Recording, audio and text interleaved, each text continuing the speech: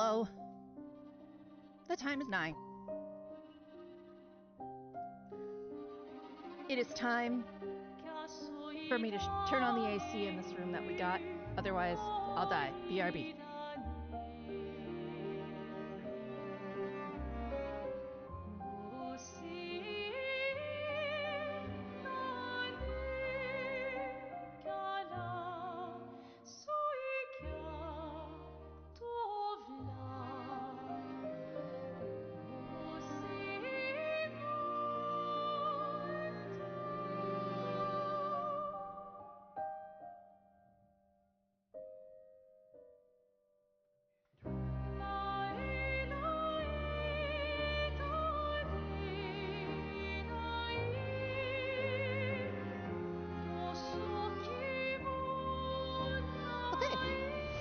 Hello. Howdy. Clair has its own heading because it's so fucking loud. Just so you know. We're still in DSAT mode because so loud, very loud. I really prefer these kind of shirts when there's like a bit of risque shoulder showing. Ooh, vanity.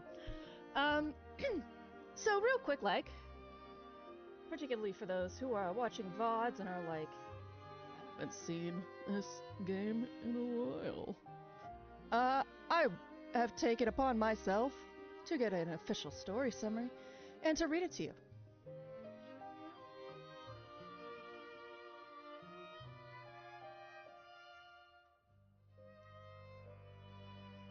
Do-do-do.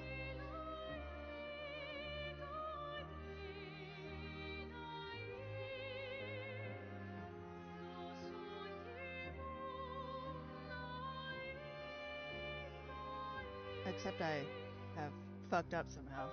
How do you fuck up Wikipedia? I don't know. I really trust Wikipedia with nerd things because nerds are fucking rude. Okay. So, on the day of the gourmage, 32-year-old Gustave bids farewell to his former lover Sophie, who has turned 33 and perishes along with everyone else of the same age. With only a year left to live, he joins Expedition 33 in hopes of slaying the paintress. The paint. I'm in the wrong mode. Wow. Storytelling mode, activate. Form of Hildy. On the day of the gourmage, 32-year-old Gustave bids farewell to his former lover Sophie, who has turned 33 and perishes along with everyone else of the same age. With only a year left to live, he joins Expedition 33 in hopes of slaying the paintress. The expedition meets catastrophe shortly after making landfall, where they are nearly wiped out by an old white-haired man leading an army of monsters. After surviving the attack,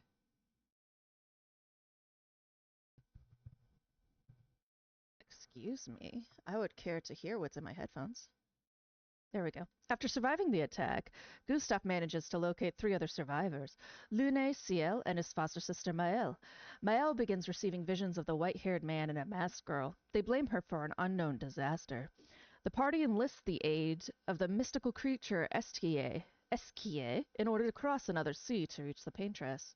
The white-haired man attacks again before they can set off, and Gustave dies defending Maëlle. A man named Verso intervenes and helps the rest of the expedition escape. Verso catches up with the party, explaining that he is a surviving member of the very first expedition, and then the white-haired man is Renoir, their commander. Both stopped aging upon arrival on the continent. He asserts that Renoir has come to believe his immortality was granted by the paintress, and wishes to protect her at all costs. Verso, meanwhile, has grown tired of his immortality and joins the party. After crossing the sea and paying their respects to Gustave, the expedition recruits Verso's friend, Monoko. The expedition reaches Renoir's mansion in Old Lumiere in search of the paintress's heart, which they need to destroy to disable the barrier protecting her. Verso admits that he is, in fact, Renoir's son, and the masked girl in Maëlle's dream is his sister, Alicia. After a battle, Renoir teleports the mansion and the heart away, thwarting Verso's plan. Lune suggests that they instead forge a powerful weapon from the hearts of the Axons, highly dangerous ancient beings created by the Paintress, which they use to pierce the barrier. The party enters the monolith afterwards, killing Renoir along the way. They confront the Paintress, revealed to be Verso's mother. And that is all we got.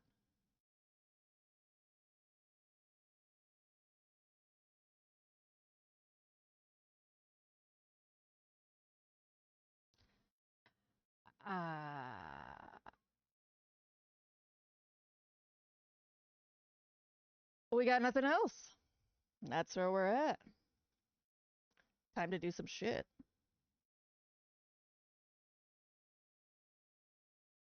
We're also probably going to end up lowering the volume on this damn thing even further. We'll see.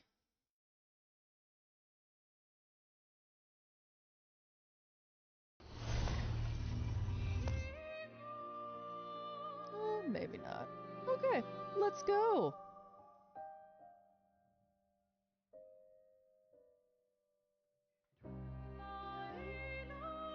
I wish I knew French. Meowdy, princess.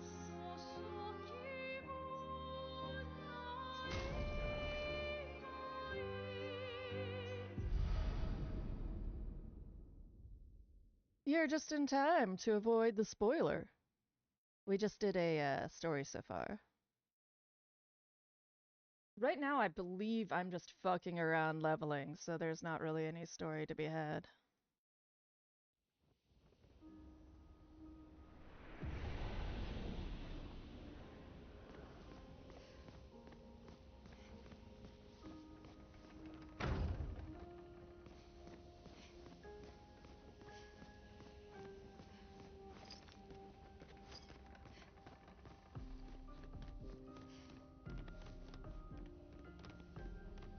Interesting. Always exciting new places in this.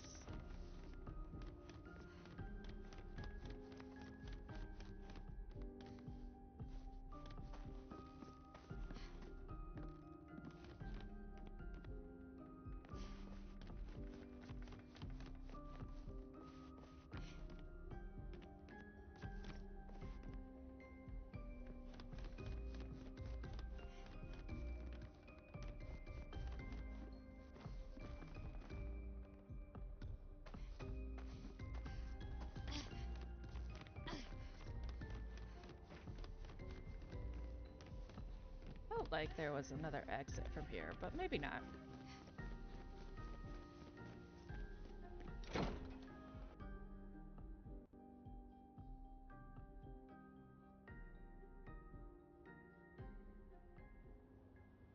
Oh, that's all right.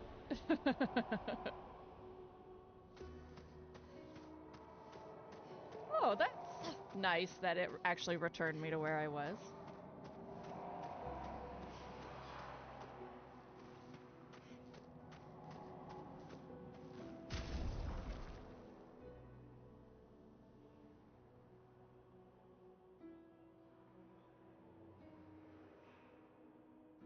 Yeah, okay.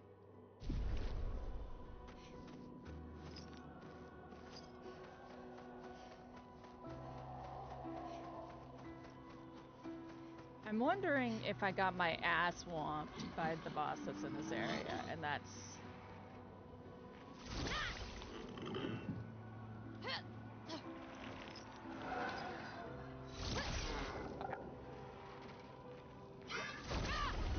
And that's why I'm here. I'm really good at lip-reading Princess, so I just, like, don't look at things, ever. That's right. I'm deliberately playing dumb.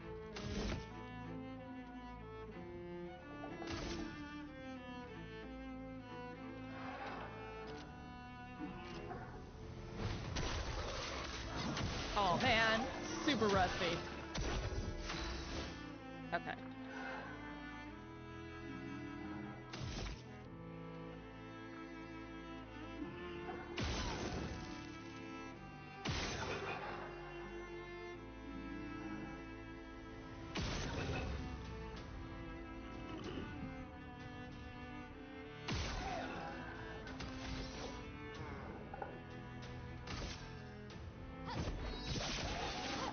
Chroma is flowing.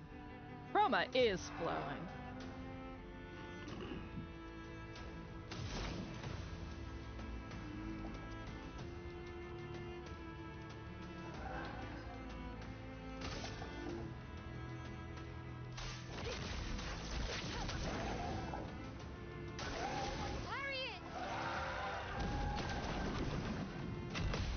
Yes! Oh! Oh! Oh, I actually parried on my first opportunity.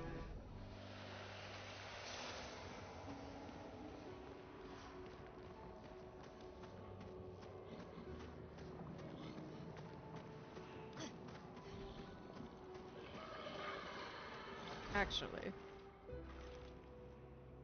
I have a thought that I must do before I forget.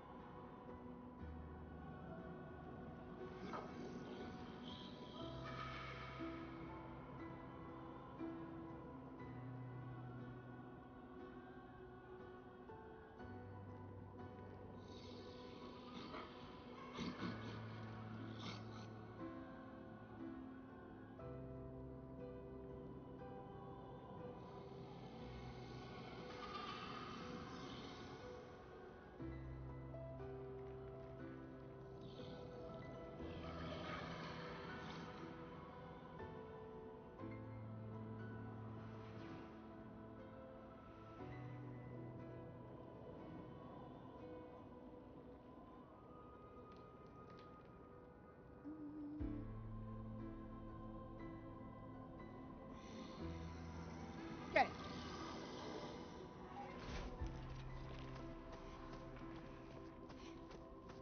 Yeah, I do feel like I just got my ass swamped by something and that's why I was there, but maybe not.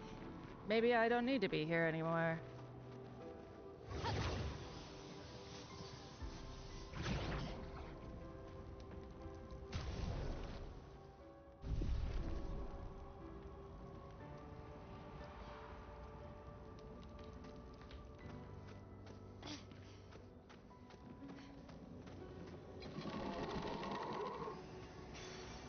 Nice. Oh shit! Oh shit!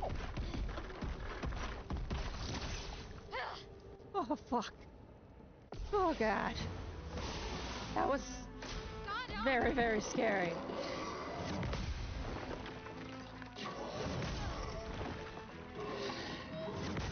Aw. My great parry ability has ended.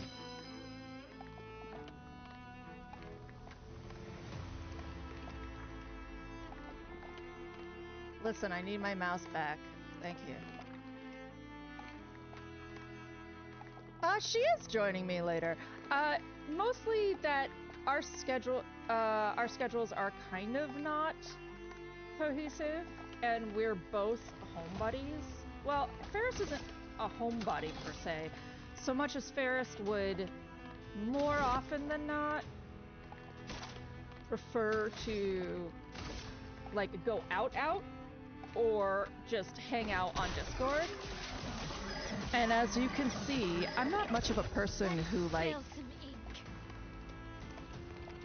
chatting on Discord for long periods is not agreeable with my ADHD.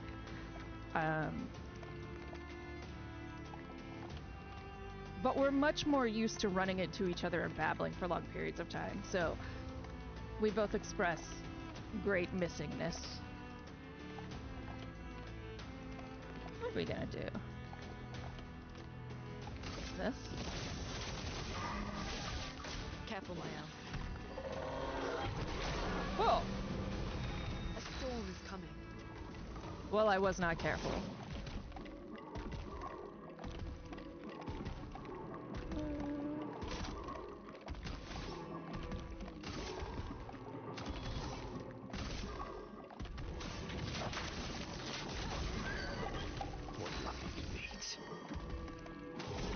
So, we unbalanced, except we have no AP. Delightful.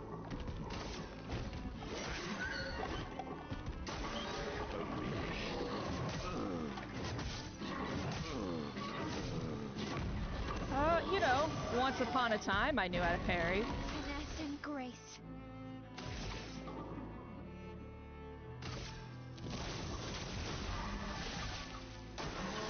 Let's dance.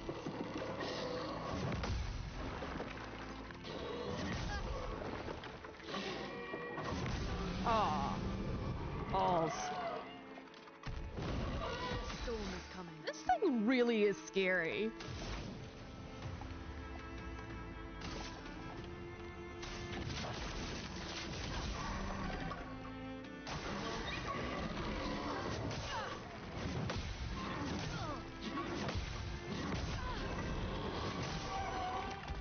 Damn it.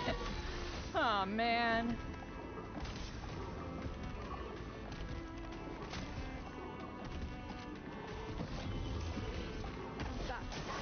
Danger! Ah, fuck.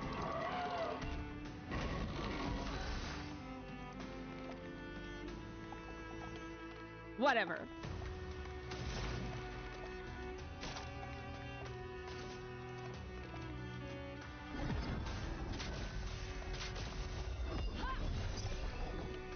Well, I'm embarrassed.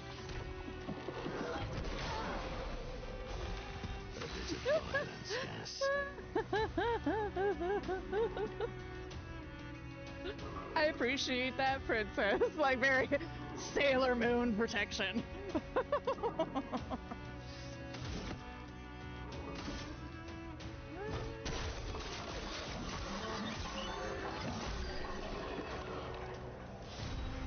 Wow. Wow, that was bad. That was real bad. We did not succeed. Success was minimal.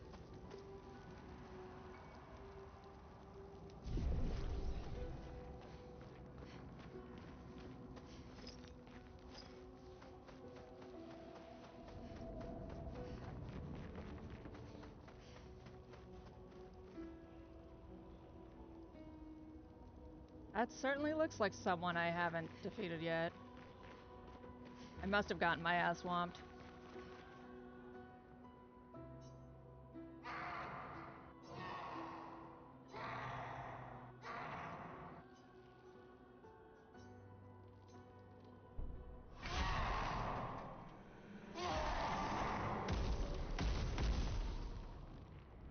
Ah.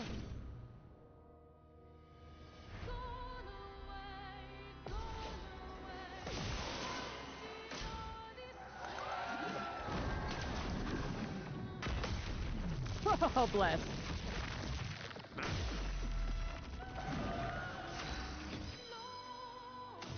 I think he has one. Yes. This one.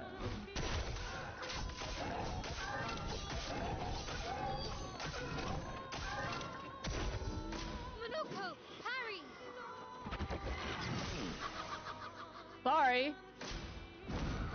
You're expecting things. I cannot guarantee them.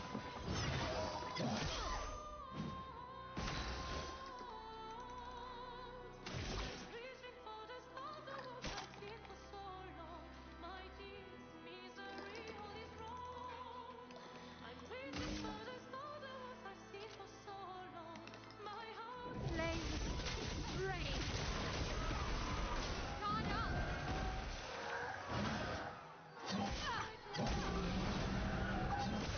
Oh, Lord.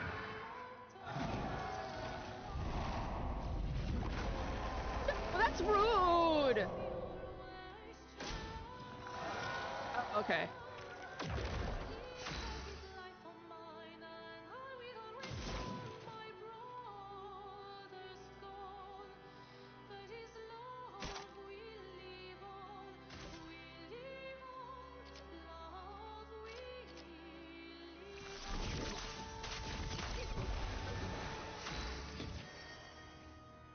Oh, I forgot how to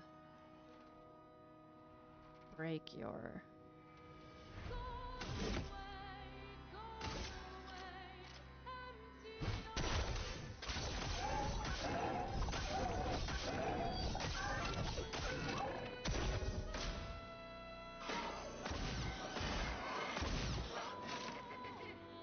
I did because I was super blue.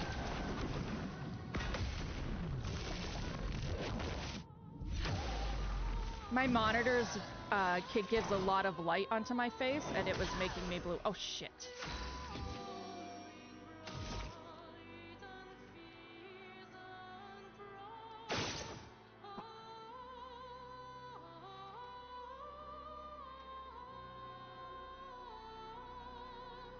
Come on. There.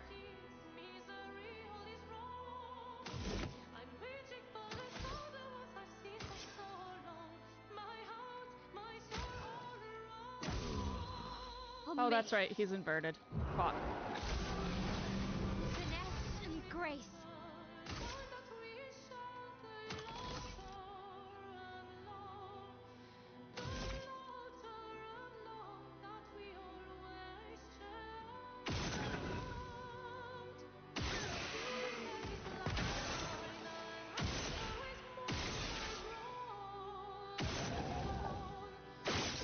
There we go.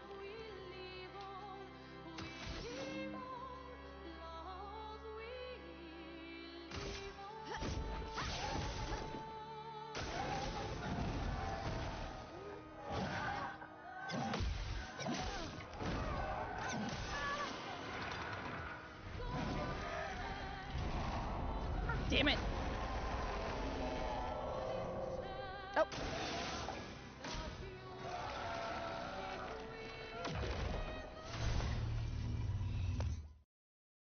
We are in ads. They stuck up on me. I will be back.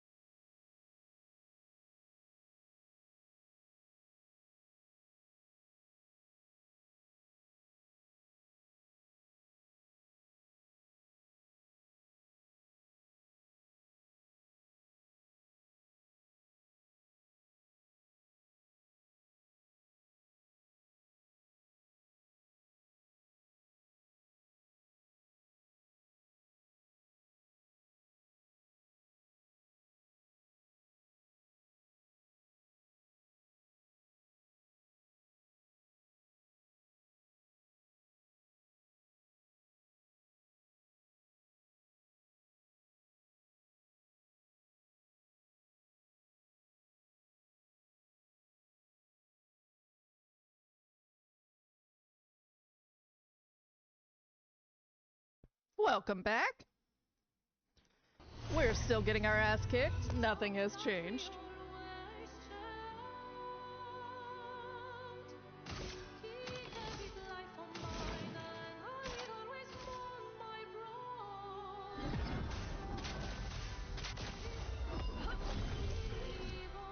finish this.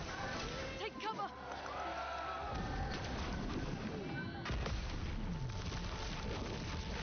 Are we gonna live? Ah, we lived!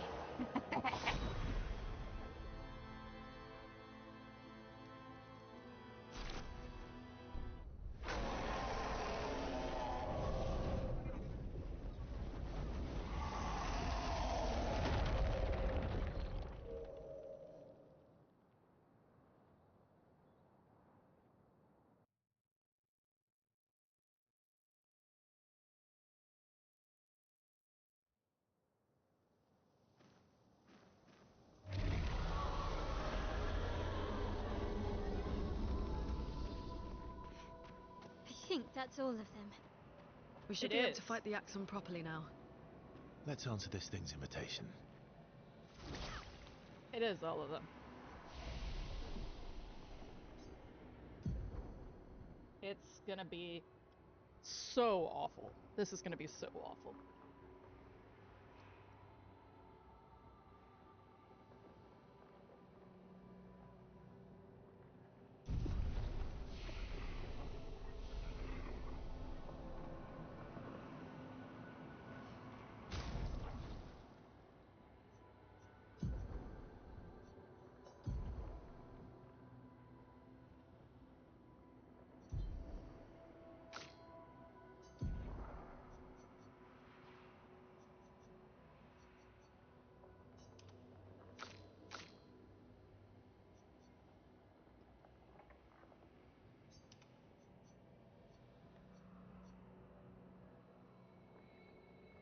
Yeah. I didn't like the blue was more visible than the one previous, but this is better than that.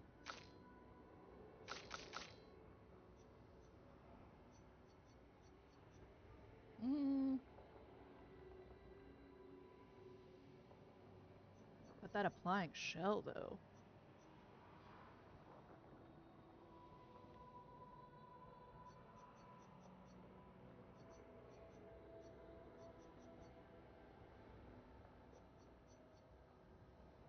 Ooh. I wish I could level that up right now. Yeah, we'll do this one.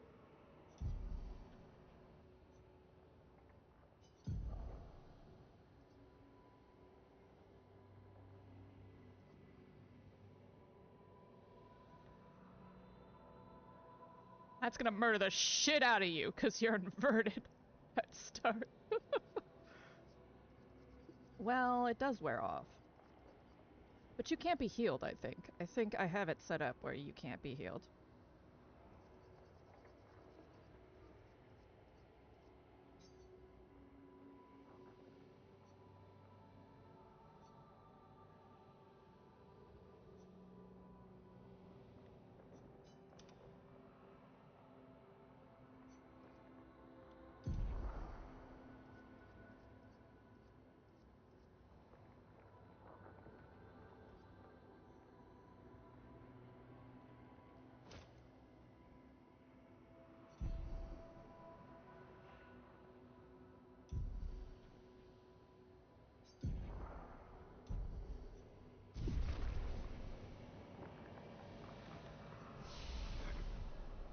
Good morning.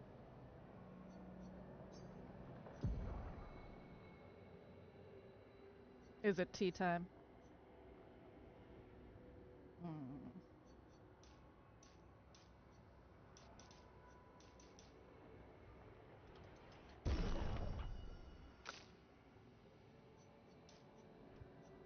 I'm sorry. 17, 18. There we go. Thank you.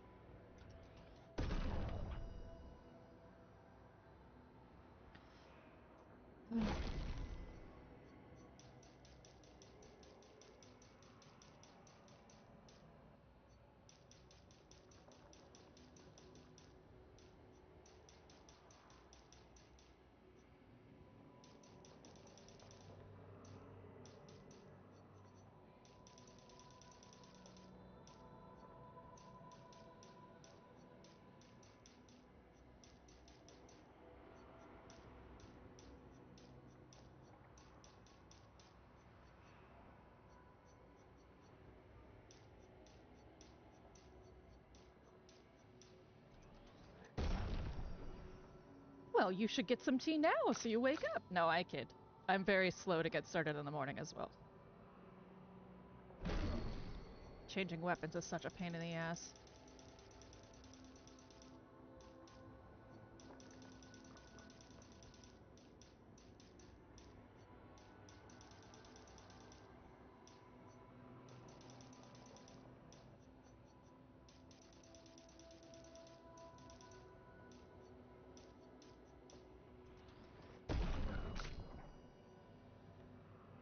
I'm out of recoats! Fuck. That's okay. Her weapons are pretty predictable, at least.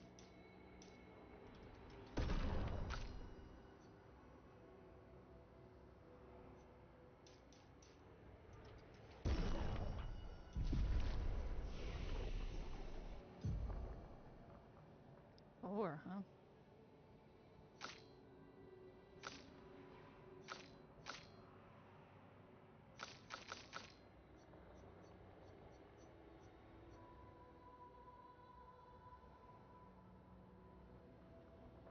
Hmm.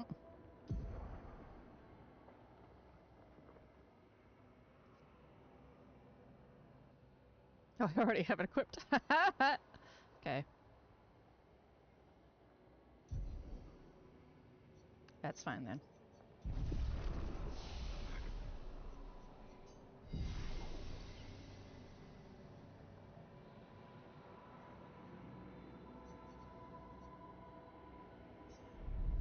Yeah, I gotta level up some fucking weapons.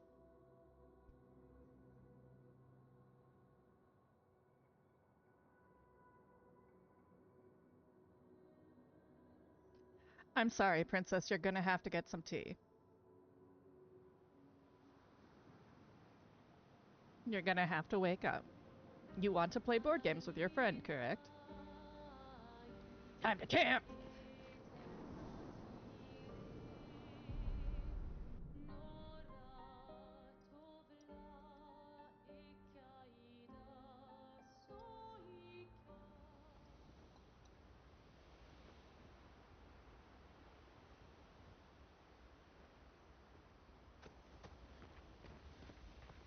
All these years and you've never defeated an Axon?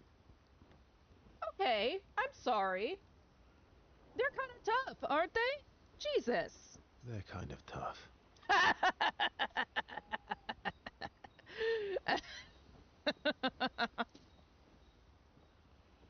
I hate you so much, but I cannot deny how perfect that was.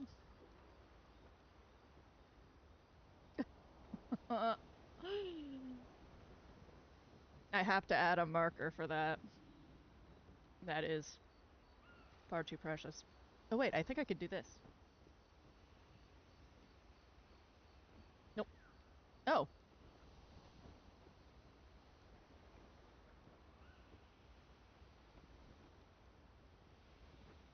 Sweet!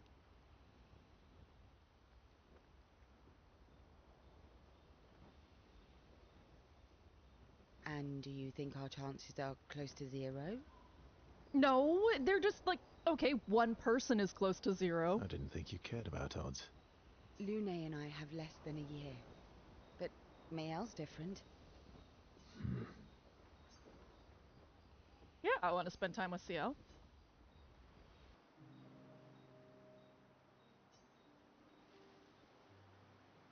Here to make amends for your terrible story. I'm sorry, I'm a vain bitch, and I told you that I had white hair. You can get over this shit. I'll be honest. I didn't expect things to get so deep so fast. Well, she's got less than a year, guy. I could tell. I'm not really sure you're up to the challenge. She has less than a year. Oh, I can keep up. In fact, I'm here to offer a story. A good one this time? Yes. Well, you said I'm vain.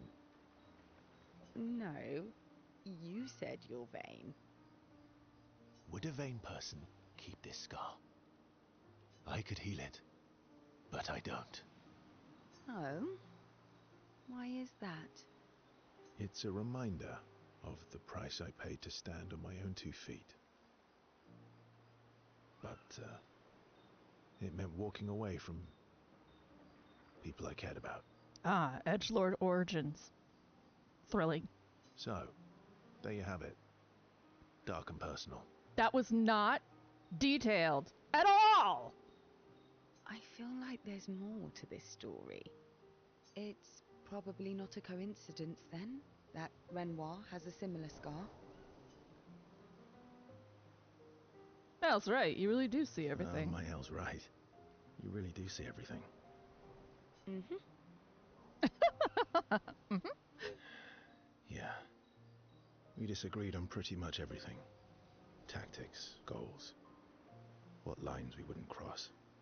I had to walk away, but he was resistant. He's got a good butt. You fought? It was the first time we ever raised a hand against the other.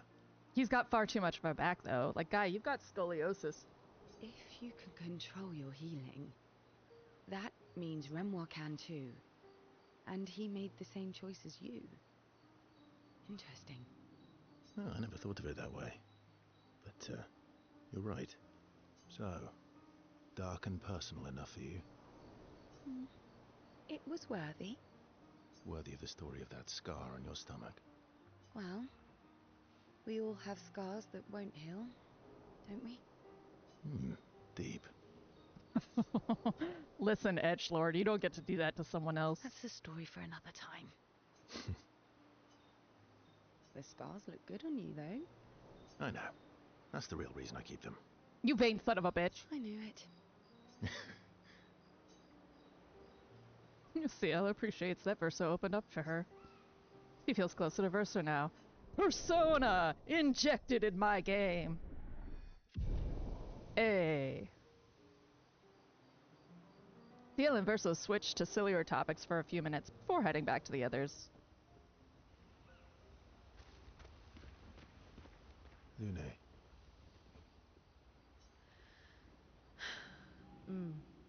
Okay.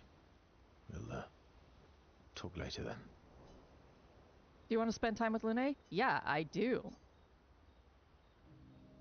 Lune stands by the fire, deep in thought. Verso tries to get her attention. Hi, Nero! I am. I love this game.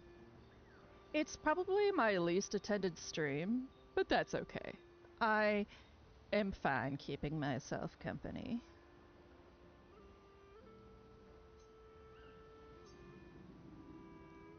Oh, it's an ellipses off.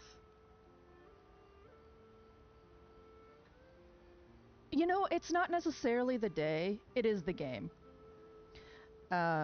Lots of big streamers have streamed it recently. It's like a poor time to stream the game. Princess, you don't.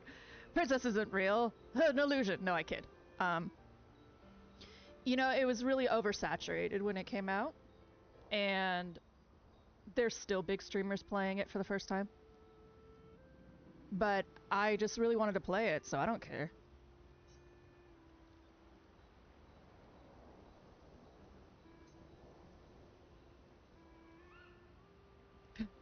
What is this ellipsis off here? Do you like cats? Do you like cats? What? Do you like cats? I love cats. Cats are great. You like cats? I think you've spent too much time alone. You've forgotten how to start a human conversation. That you forgot how to start a human conversation. You're the one who was ellipses adding me. I just have this feeling you're a cat person. Well, you're wrong. I did have a dog named Pat, though. What? She's a dog person. I would not. No. No. That bitch is not a dog person. That bitch sits with her cat near a fire in the fucking dark, playing her guitar, thinking about all of the mistakes she's made following her parents and their extreme rightness. Oh, Neuro. I love it because when you play into it, everyone gets upset.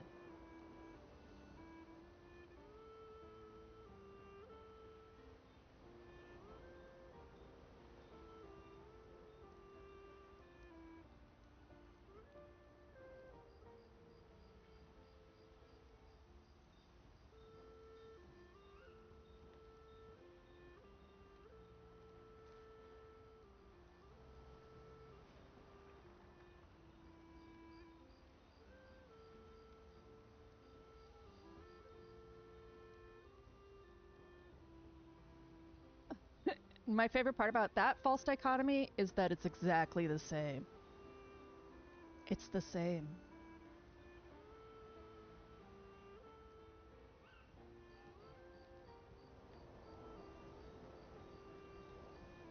It's the same, Nero. I'm an animal person as well, but I am more of a cat person, not because I don't like dogs, but because I am lazy. You named your dog Paw? That's like if my parents named me Foot. You named your dog Paw? That's like if my parents named me Foot. Nero, you will have to kill me though, because I do back of roll. Because front of roll allows for germs to get on the toilet paper. Back of roll hides it against the wall and keeps less germs there. My sister named him when we were kids. Stella. She was a gifted artist. And fiery. She definitely made the most of the time she had. Depends on the dog. One of my favorite dogs was very, very hyper, so I would say I would still prefer a cat, though I did enjoy the dog. Any other siblings? Yeah, I had a brother too. Sol. He was the oldest and everyone's favorite. Stella, Sol, and Lune. Tell me more about your hobbies, parents. Yeah, that's what I'm saying about dogs, right, Nero? Dogs are way too much work. I don't even walk myself often enough. I was like, I forget what it was. I was complaining about something being a project, and I said, look, I don't even shower myself enough. Last thing I need is to be a project for you. I too like the idea of having sky cats. They will bring you mice as well, just in far more disgusting forms. I don't like being brought mice. I'm still traumatized by the day that there was a living dead mouse on the floor. That sounds like my older sister. She was my father's favorite. I'm shocked it wasn't you. Sol was a great older brother. That's actually how I met Gustav. Sol was dating his sister. So, you knew Gustav for quite a while then? That's an awful lot of personal questions. It is, isn't it? Alright, we can talk about me again if you want. How generous of you. Lune! Just let him win one, okay? Ask away. I'm being sincere. Go ahead, ask me anything you want. We've got all night. Remember, you offered. Do you like monkeys? Oh, come on. Lune is in such a good mood that she forgets to ask Verso other important questions, which Verso takes note of.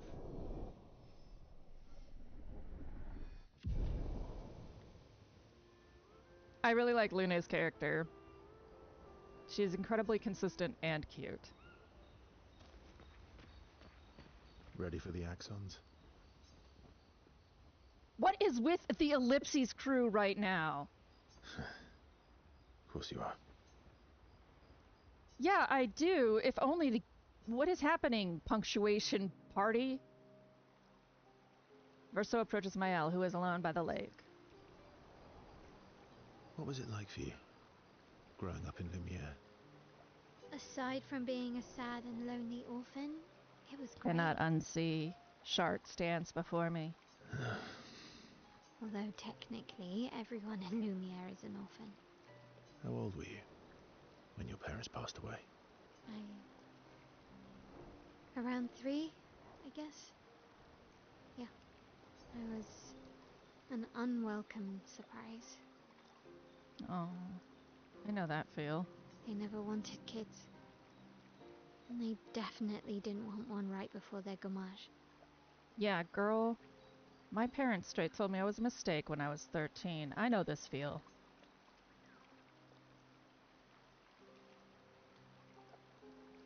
That must have sucked for both you and them. That must have sucked. For both you and them. Yeah, it did. Then they died. And I bounced around from family to family. I can't even remember all of them. I was kind of a weird kid, I guess. So was I. Oh, yeah. Yeah, I was obsessed with my piano and my paint set. Oh, look at that nice moonwalk Verso's doing. I was a bit more severe than that. I used to have lots of nightmares and talk to myself. Kept running away from home all the time. Nah, that's weird, then we're all weird. Actually, I kind of think everyone's a weird kid in someone's eyes. True. There is actually funny looking kid syndrome, though.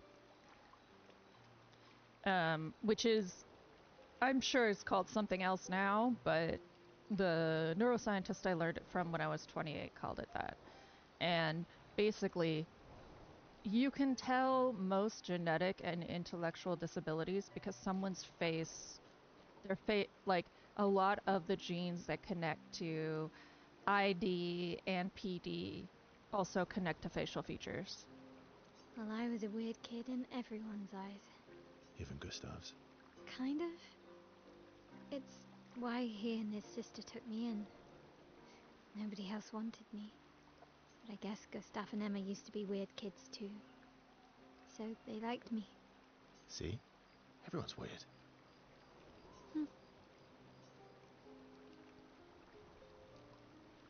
I appreciate that it's because of his costume, because certain costumes actually, most of his costumes have something on his hip. So I appreciate that's why his hand's floating.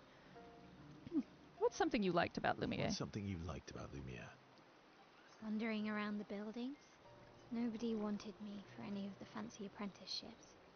So I got stuck as a runner for the warehouses. But that turned out to be kind of nice. I got to go everywhere in the city. I probably know the place better than anyone. Yeah? What was your favorite place? The Hanging Gardens. Me and Gustav used to go up there a lot. Do you miss Lumiere? Yeah. I do. Not just the place, but everything about that time. The festivals, the gardens, dancing the night away on the harbour. Before, well, all this. That home was gone. Not just the place, but also the people. You have us now? Yeah. And you've got me. So, you want to dance the night away? Maybe us, Ciel.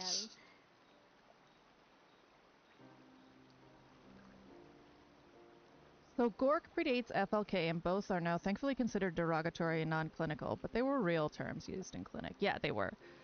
They're not considered clinical. And the person who introduced it to me did not say it was clinical. He said it was just something that is unfortunately true. And funny looking kid is actually unfortunately true for a good deal of things. He stated it more as an unfortunate reality. That's kind of how I feel about genetic stuff in general. Is that anything that is remotely close to eugenic ideology is just, that is true, is just very unfortunate. Because it's really easy to use poorly. Yeah, I'm really happy they're not acceptable. I don't know what other term to use, though, when talking about it. Mael starts to open up to Verso. She feels more comfortable with him. I'm happy that it's not acceptable. Like, can you imagine being a kid and hearing that? Like, oh, you're a funny-looking kid? Jesus. As does Verso with Mael.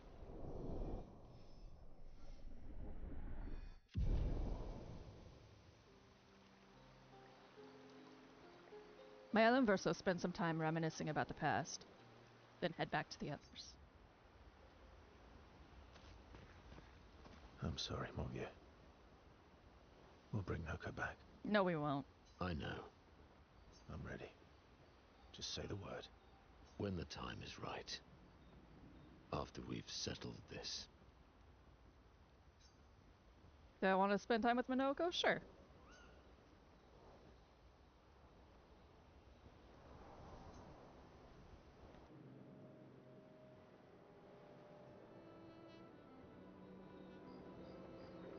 Hold on, we're gonna take a detour here.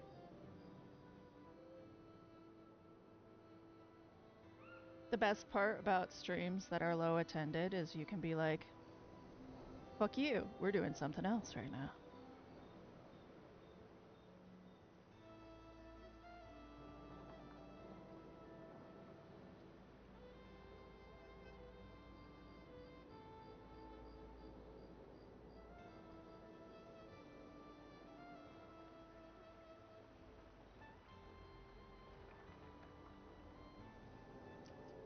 No.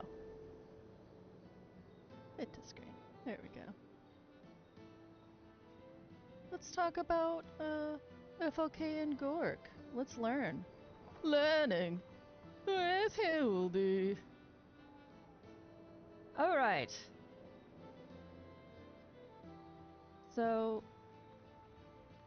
this is by Rick Rader, MD, FAAIDD, FAADM, Editor-in-Chief, Helen Journal. Let's learn what some of these mean.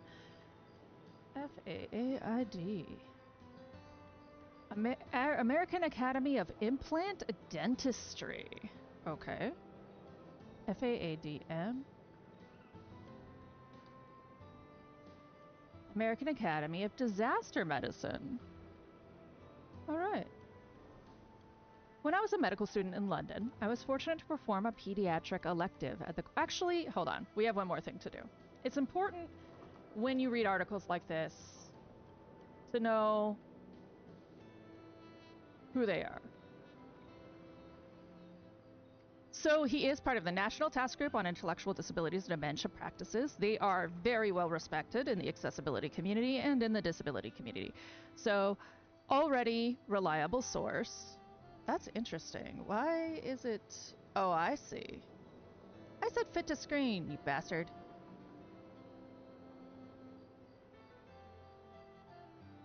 Oh, the website's just a different size. Whatever. Okay. Oh, I moved it to my other screen. That's what it's doing. Okay. Oh, then we'll go back to the other one because that was easier to read.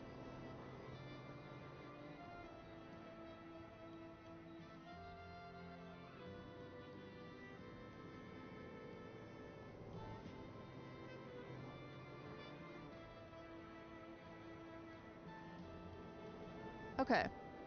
So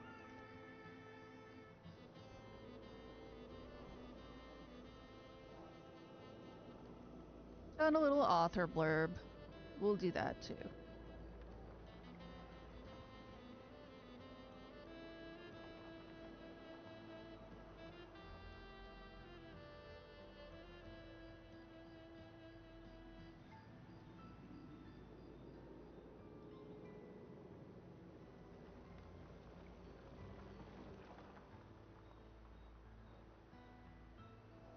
My screens are different sizes, yeah.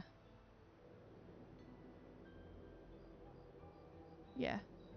I have a 32-inch and a 24-inch. My 24-inch is color. It's a color fast, so when I do digital art, it matches. And then my 32-inch is my gaming monitor. It's curved, so my other is also flat. It makes it easier. Okay. So, Dr. Radar is the director of the Orange Grove Habilitation Center in Chattanooga. Excuse me, could we stop this nonsense? Thank you.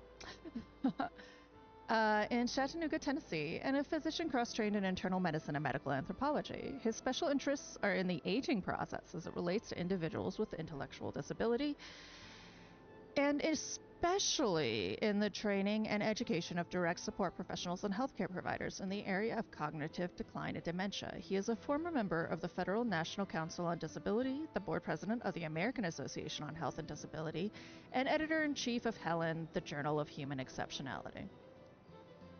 Okay.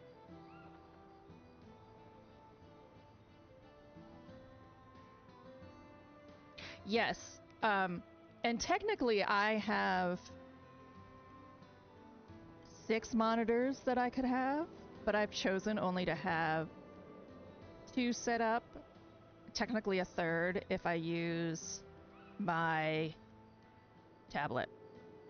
My color safe one is vertical, so that's also part of the adjustments that happen when I switch it to different screens.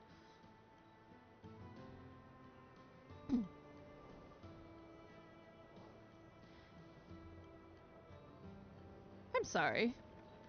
Are we okay here? Are we just gonna sass me? Oh, it's because I moved it from this browser. I see. There.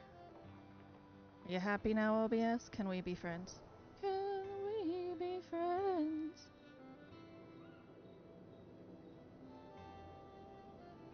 Okay, so this guy, I'm gonna say, is actually worthwhile to be speaking about this. Even editors-in-chief are suspect. When I was a medical student in London, I was fortunate to perform a pediatric elective at the Great Ormond Street Hospital, informally GOSH, formerly the Hospital for Sick Children. Founded in 1852, it is one of the world's first hospitals dedicated to caring for children. It has served as the model for pediatric training, research, and specialty clinics throughout the world. This guy knows his grammar. On my last day, I received a note from our professor and teaching consultant, Dr. Edmonton. Rick, it was a pleasure having you on our service. Before you leave, be sure to check out the FLKs upstairs. I should note that it is very rare that the consultants have any contact with medical students. I should mention that his personal attention was not based on his thinking that I was a special or gifted student. The truth is that I helped him get parts for his 1968 Mustang, somewhat of a rarity in England. I helped keep his car running for the next several years. It was not unusual to be instructed to see patients with abbreviated initial conditions or syndromes. I had invited to check out the patient with all acute lymphoblastic leukemia, BKA, baloney amputation, HAV, hepatitis A virus, ABS, abandoned child syndrome, DWN, Dandy Walker malformation, among others.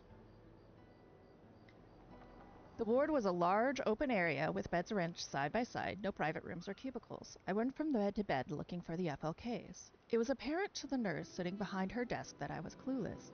She offered, "Student, perhaps I can be of assistance." I shared that this is not what she said. I shared that Dr. Edmonton had suggested I come up to meet some of the FLKs. She raised her glasses to the top of her head and said, "Son, if you can't tell the funny-looking kids from the normal ones, you might reconsider your career path." This is what she said. And as they say, it came to light that FLKs were funny-looking kids. FLKs was a commonly used clinical term that described atypical facial dysmorphology. Anytime you see a word like this that's super huge, try cutting off the first 3 or 4 letters. Try cutting out the center, and then cutting out the last 4 letters. So we got an ology, that means it's a science or a syndrome. Morph relates to the body, and dys from dysfunction. So this is a syndrome that is a malformed or differently formed body part. It was not intended to be derogatory, but as a clinical hint as to the basis of the syndrome. Many pediatric syndromes have specific characteristic facial features that allow clinicians to reasonably diagnose the patient from across the room. Examples are Apert syndrome, abnormal head syndrome, small upper jaw, and fusion of the fingers and toes. Crozon syndrome, skull appears to be short in the front and back, flat cheekbones, and a flat nose are also typical. Pierre-Robin syndrome, abnormalities in the facial bones, resulting in a smaller than normal lower jaw and receding chin. And while medicine has never officially defined what funny looking is, thankfully the profession has come to grips with the notion that words mirror the mind. Finally, we celebrate the fact that most new medical students are appropriately offended when we share the story of the FLKs. It's not often that we can meet our heroes. I was fortunate in meeting one of mine. Dr. Robert E. Cook, 1920 to 2014, was one of the founders of the field of behavioral and developmental pediatrics.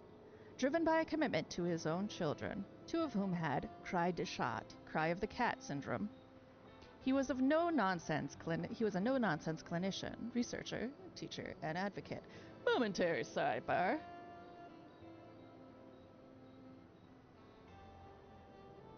Cry de chat syndrome, also known as 5p syndrome, or cat-cry syndrome, is a rare genetic disorder caused by a deletion of genetic material on the short arm P arm of chromosome 5. The most prominent symptom is a high-pitched cat-like cry in infancy. Other symptoms include intellectual disability, developmental delays, distinctive facial features, and potential heart defects.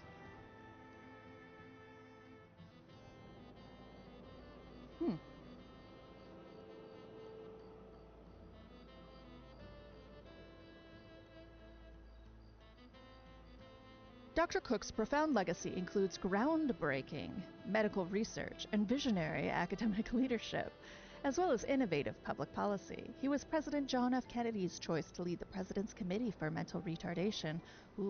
Now the President's Committee for People with Intellectual Disabilities. He founded Head Start and the National Institute for Child Health at the NIH. He enriched the lives of millions of children and their families. He was a professor at the pediatrician-in-chief at Johns Hopkins Hospital in the late 1950s.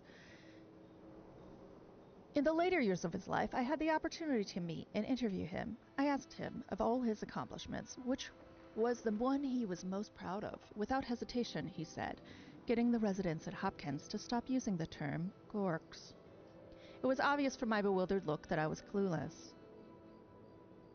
He explained that whenever the residents were assigned to treat a new pediatric patient without a definitive diagnosis, they would refer to the child as one of those gorks. It was an acronym for God only really knows. One of the more common features of the gorks were novel facial features. Dr. Cook also suspected that the residents assigned to the gorks did not have the empathy that he demanded of his students. It was as if without a diagnosis, there was a distance that the residents created between them and the patient. I would like to note that the person who mentioned funny-looking kids to me was a funny-looking kid. It was as if without a diagnosis, there was a distance that the residents created between them and the patient. Dr. Cook was able, through example, insistence, and demands, to curtail the practice of referring to these patients as gorks. It amazed me that all of the accomplishments of this world-renowned and respected leader, he thought that eliminating the term gorks was his greatest achievement. Perhaps it was. Damn right he should think it is. It is so hard to get rid of medical bias. Yes. He was called an FLK for his autism. He had a very narrow face and eyes that are slightly further apart than they should be.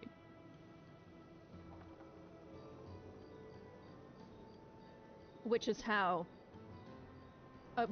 one of the genes that autism tends to cling to, is actually the width of your face.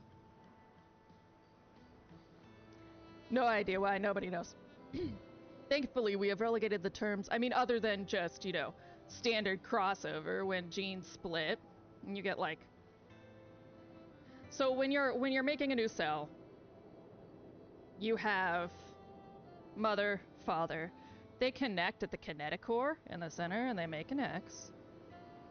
And then they split into two of these, and they're called sister chromatids.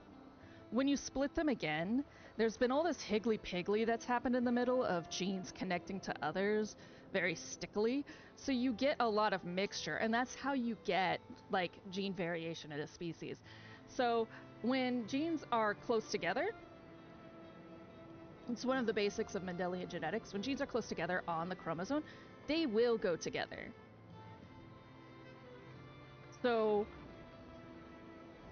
for instance, hair and eye color are often very close. They're very close. They're not next to each other, but they're very close. So they will usually pass together.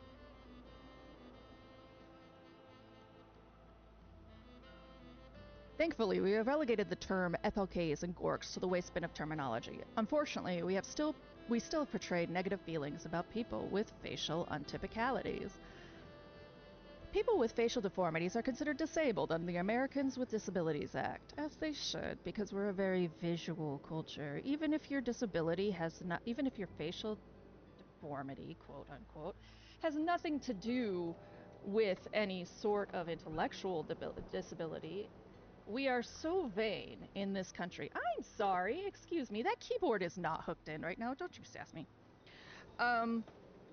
That there's absolutely no way that having a noticeable physical deformity does not affect your life. In the US, approximately 600,000 individuals have been diagnosed with craniofacial condition. Craniofacial condition, I would assume, is the formal term for facial malformation. Each year, the faces of another 100,000 individuals are disfigured through accident or disease. Approximately 10% of the population has a facial disfigurement, such as a scar, blemish, or deformity that severely affects the ability to lead a normal life, and 2 to 3% have a clearly visible blemish. They may experience depressive symptoms due to disfigurements and related life events. Visual disfigurement and depression. Place Serg Nurse, 2004, October, Valente. Ooh, medical citation. Sexy. Helen Journal salutes the ongoing and growing movement towards facial acceptance. We recognize the leaders from FACES, the National Craniofacial Association, My Face, Facing the World, Children's Craniofacial Association, About Face, the American Cleft Palate Craniofacial Association, Operation Smile, the Little Baby Face Foundation, Changing Faces, and Positive Exposure, and the thousands of parents, families, and clinicians who promote full facial inclusion. As photographers are fond of saying, that's worth another shot. In this issue of Helen Journal, we pay tribute to Rick Guidotti, the founder of Positive Exposure, who rewrote the book on medical photography. The editors of Helen Journal thought this previously published article on medical photography would serve as a fitting complement to appreciating his work and the evolution of the art. I think this article lacks detail, but I think it's because he was worried too much detail would have people taking it the wrong way. So I can respect his choices. If I were wanting to learn about the history of FLK and Gork, I would find that this was lacking.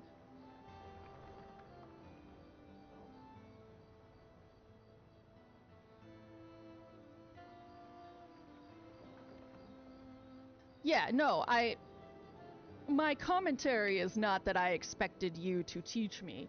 First off, it's no one's responsibility to teach anyone about any information relating to differences in the universe. It is our responsibility to continue to nurture natural curiosity.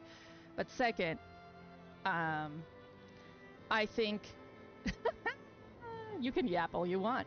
I think it is incredibly important to share jumping off points that are inoffensive. It's generally not my strategy, but it's not an incorrect strategy. If we are not teaching people, they are not learning.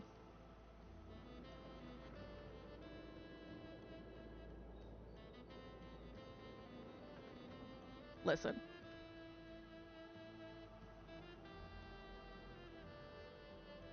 I really don't think I'm the most intelligent person alive. I'm just trying to get people in the habit of using this because I like quotes.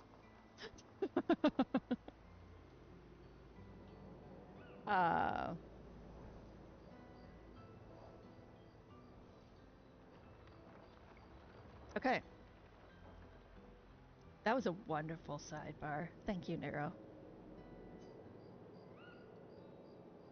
Verso approaches Minogo. Polishing your collection of Nevlegs. Polishing your collection of Nevlegs. Oh. Hold on.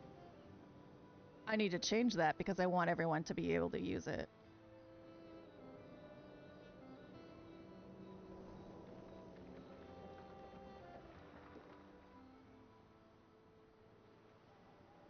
Knowledge is retained better when the natural curiosity is followed.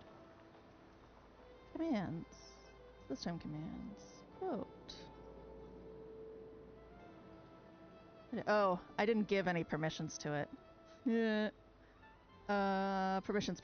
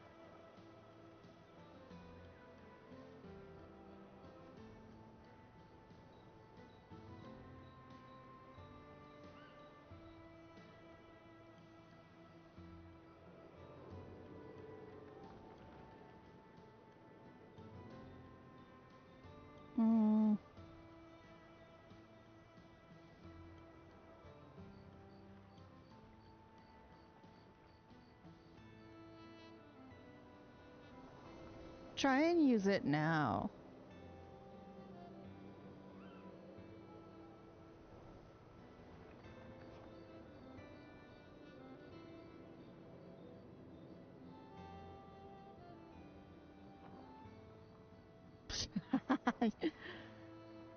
Huh.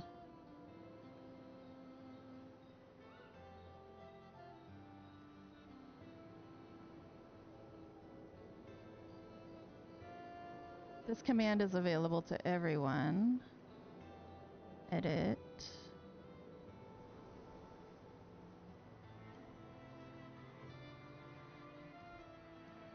Oh, it still has it.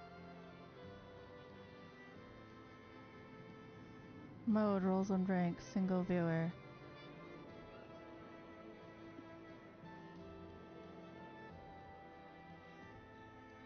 Oh, okay.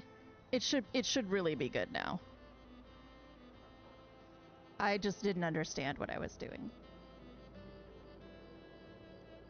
It's also about power. People who have information have the power to share it usually, so it comes with responsibility. Ah, Princess is now Spider-Man. With great power comes great responsibility. Yes. Aren't they beautiful? Polishing your collection of severed legs, isn't that lovely?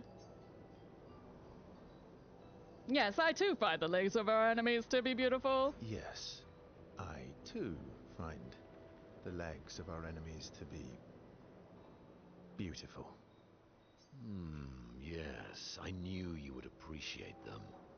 You, sir, are a true connoisseur of elegant weaponry. Why do you need to polish them anyway?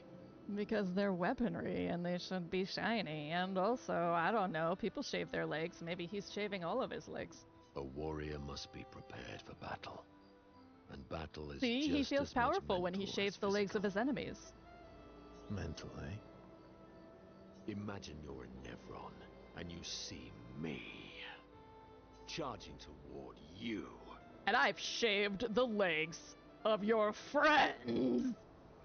Brandishing the well-polished and gleaming leg. This is of the one of your second brethren. time that I've been on the exact same page as this game.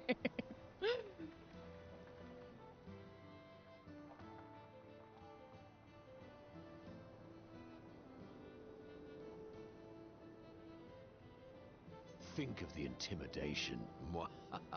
Honestly, I have to say, if someone had collected legs of my enemies or my allies and then shaved them and was running towards me with them, I indeed would be intimidated.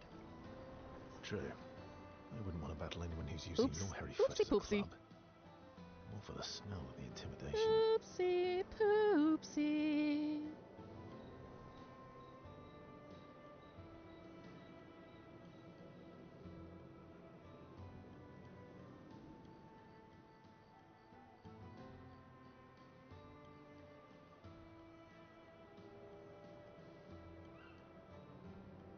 True, I wouldn't want to battle anyone who's using your hairy foot as a club, but more for the smell than the intimidation. And then I transform into one of them. Ha! Intimidation and confusion. From that alone, the battle is already won. The rest is mere cleanup.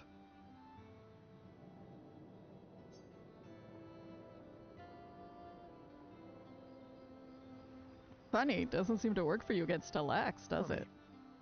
Doesn't seem to work for you against Stalax, does it? Stalacts are too stupid to realize they should be intimidated and confused. Right. Definitely not because you're afraid of them. Pah! Me? I fear no Nevron. Least of all a Stalact. I'm gonna rip that for a sound effect. Perfect. I In that fear case, no Nevron. Want to go intimidate some Stalacts? We've got some time to kill. Yes, well, that would definitely be quite exhilarating. But maybe later. I really need to finish polishing all these legs. I've still This is got why I 20 don't more shave to my go. legs. It takes forever. I've missed you. Getting through a forest is... This is why lumberjack is a whole career. All right, then. Come on, move over and hand me an extra cloth. Let's get these legs shining so bright they blind our enemies and send them screaming. As they polish the Nevern legs, Minoko exuberantly bellows a war chant, and bullies Verso into singing along. They sing together with great gusto. Your friendship is very cute. I like that friendship. Lune comes over to shush them, but ends up joining the polishing effort. It takes a while, but they finally finish and head back to the others. I love Lune's character. I'm so serious, but also I'll help you polish legs. Esquier, let's hang out. I'm mad. Esky, I'm stinking mad. about Noko. That was mean. I thought he cared. You are the perfect cast. Renoir's not being Renoir. You are the perfect cast. He's not. I know, buddy. I'm mad too.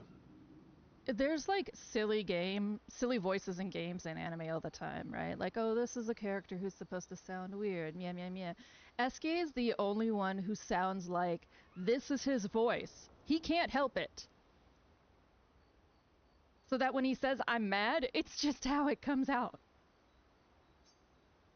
Yeah, I do. Verso approaches Esquier, who stares intensely at his armband. That armband looks nice. That mysteriously invisible armband. Yeah, guess it's official. We're part of the disaster expedition now. Yeah, I guess it's official. We're part of the disaster expedition now.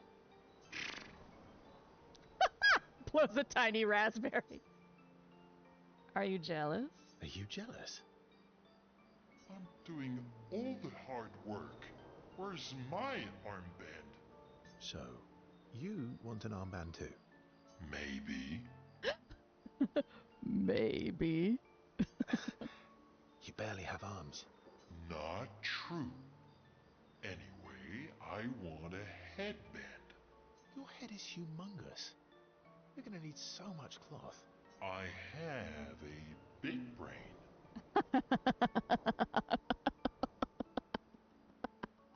The emphasis. It's not I have a big brain, it's I have a big brain. All right, Monsieur Big Brain. I'll see what I can do.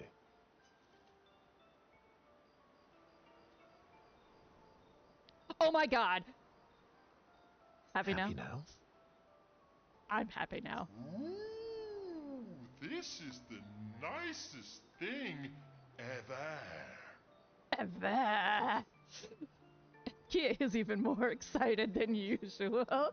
Verso has given Esquier the greatest gift ever. Esquier is overcome with emotion. I love it.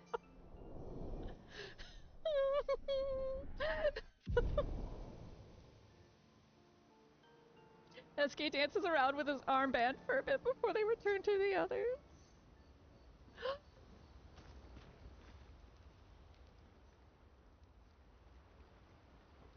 Remember the current objective.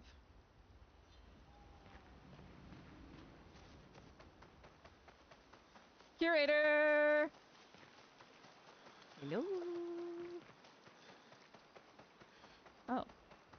Avemibo. You found some of my kids. Which reward should I give you? Oh, this should be useful. Here. That's a hairstyle.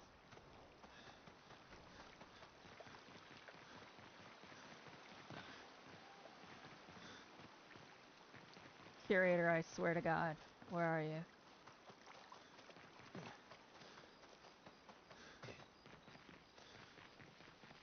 There you are. Curator offers you his services. Upgrade weapons.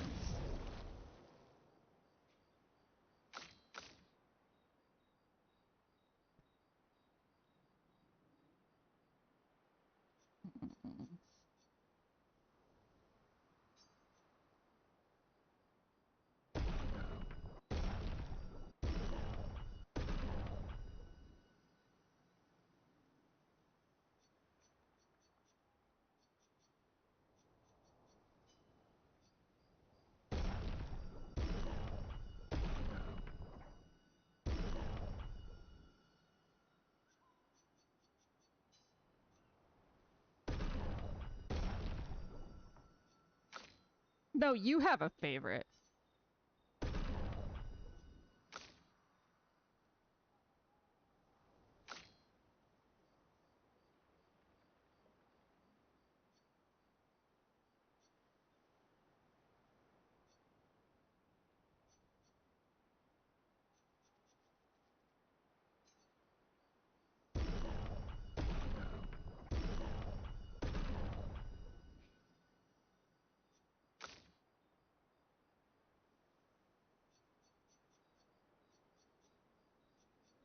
He has so many weapons because he just inherits Gustav's. But he doesn't have anything with fire element. I'm wondering...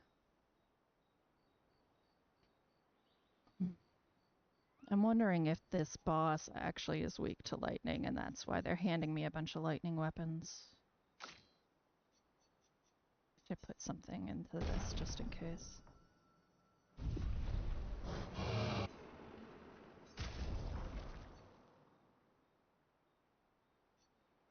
Holy shit, I have a lot of color of Lumina.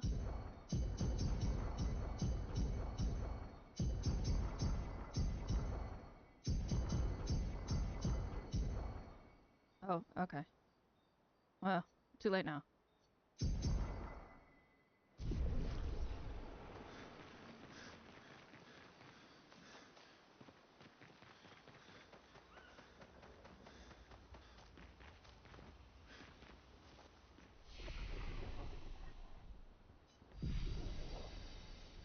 I think that's the funniest thing about this game, is that you can,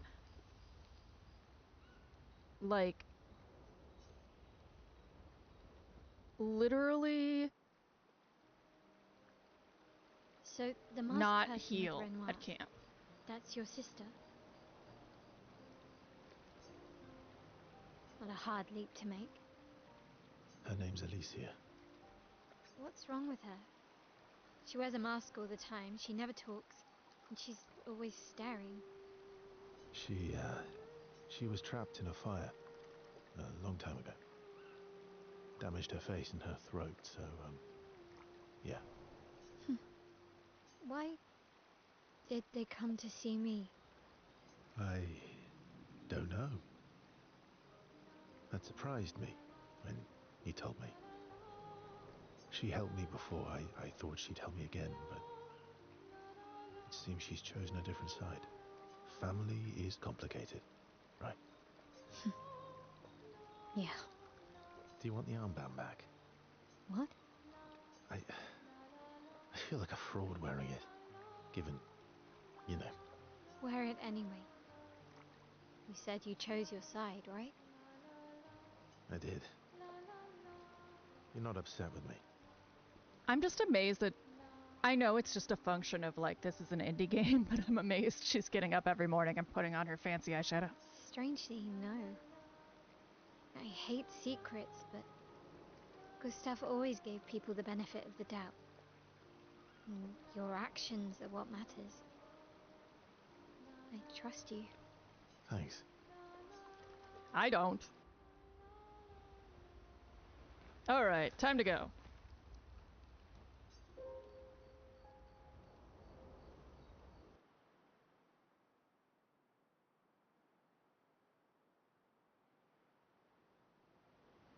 I have heard of it. It just had a major release, right?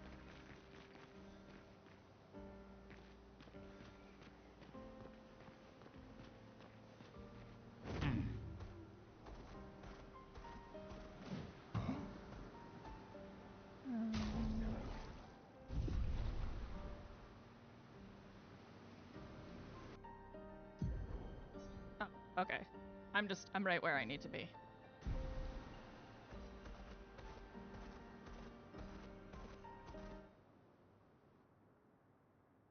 Yeah, yeah, I heard about that last night.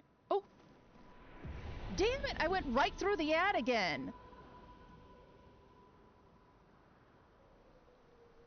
I've got to, I need to add a, like a audio thing to add to ads.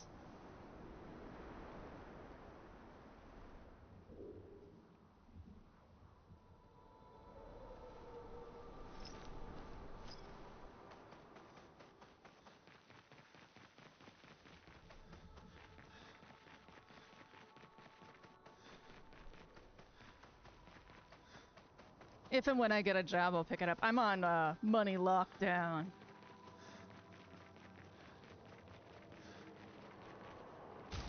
Actually, I can't take you seriously in this outfit, my guy.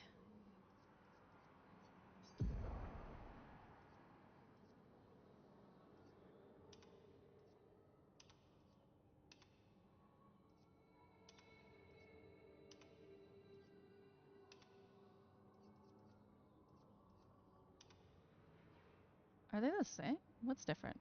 The armband? Alright.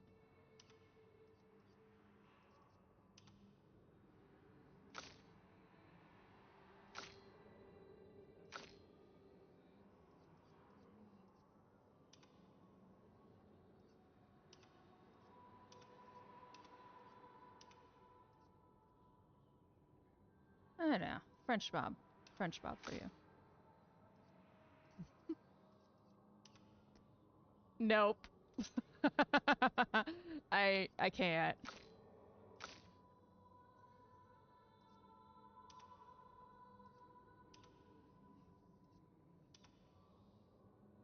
It's that she has, like, those fishnets are hot. I love them. But they also don't make sense, so I don't like them.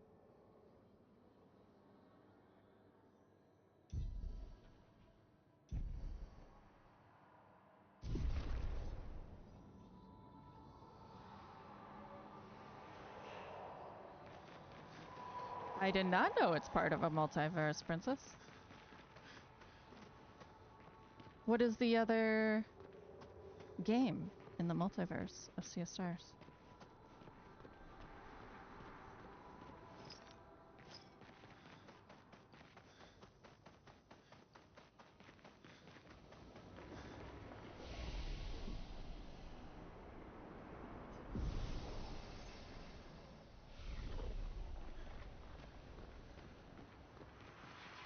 I'm familiar with the messenger.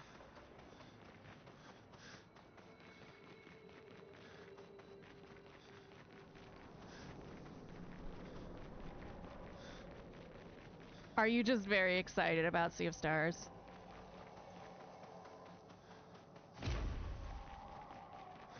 I have Game Rex in my Discord.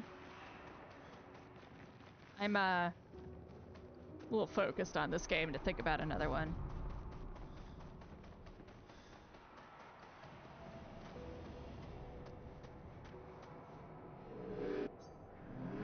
I would have traded my years for his. His life was cut short. He had so much more to do, to experience.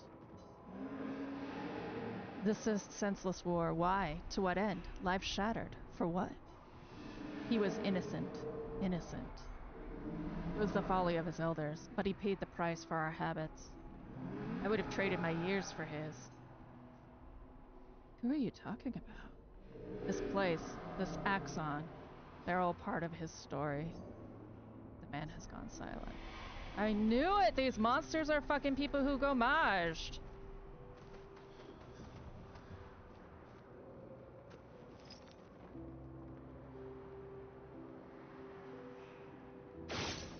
Nope.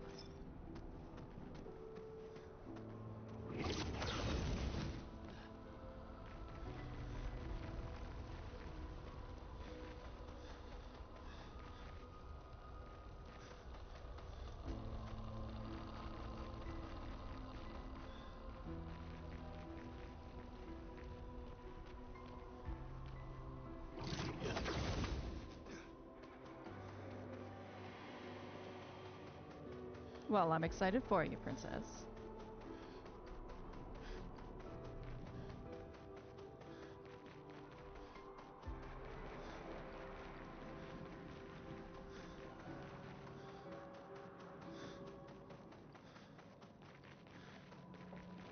Alright, alright.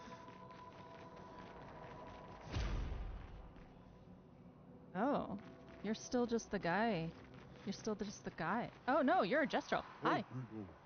Luraga. Homie? Lovely to meet you. Bravo on surviving out here. Trade. Oh.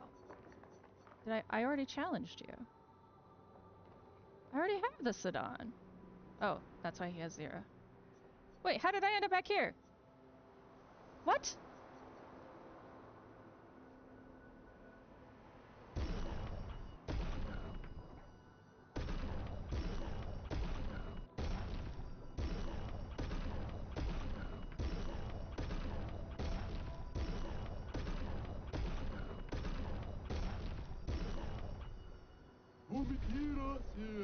Long ago, this island was just like any other. Some humans even decided to come and build their life here. When the tremors came, the landscape changed, and the humans were nowhere to be found. I hope we meet again. It's a tad lonely around here. Thought I was just here.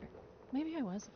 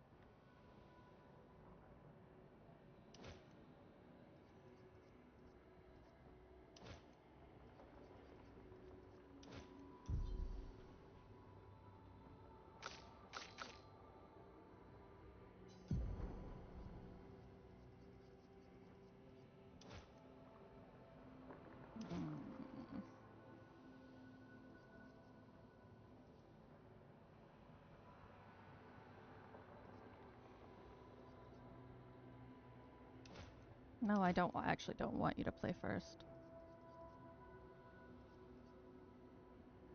That one. Let's see if I can equip different. So augmented attack is 7. Alright, let's see.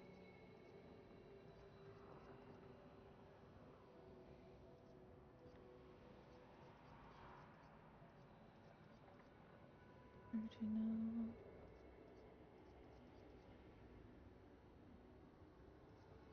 Breaker no. What was it? What did I have you? Was it no? It was an extended combo? Attack, lifesteal, burning mark, roulette, augmented.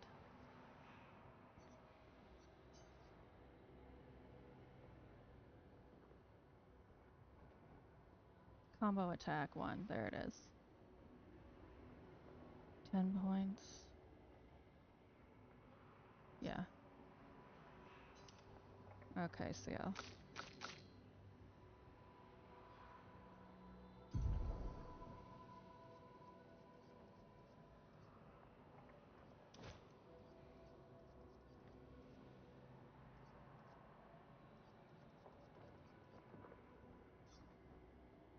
Oh, you have that equipped. Okay.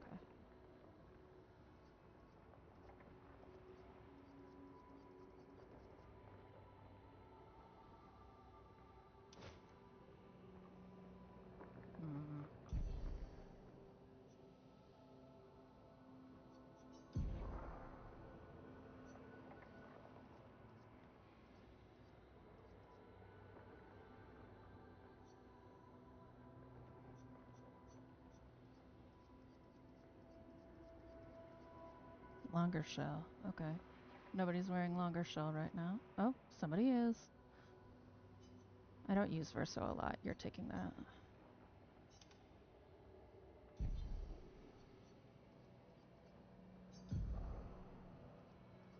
Because I would like you to have combo attack 1.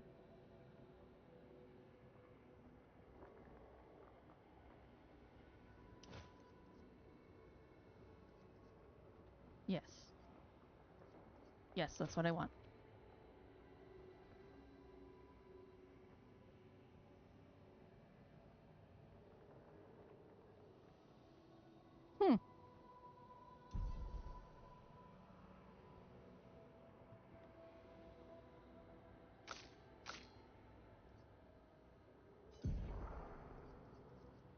Yeah, you don't even have auto shell. I don't know why I had longer shell on you. Because I didn't think about it. Enfeebling mark, augmented first strike. Mark targets, deal 30% less damage, 50% increased damage on the first hit, 1 per.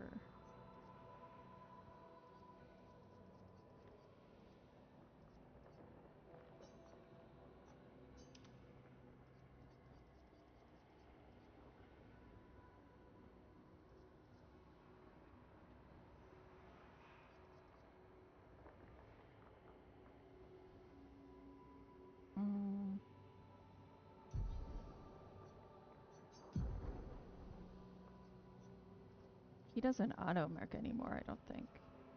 Oh, he has marking shots. Okay.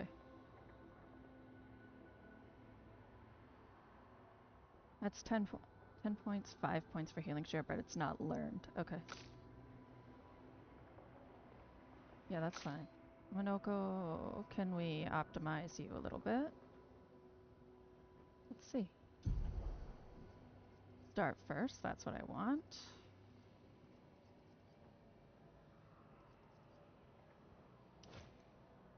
Good.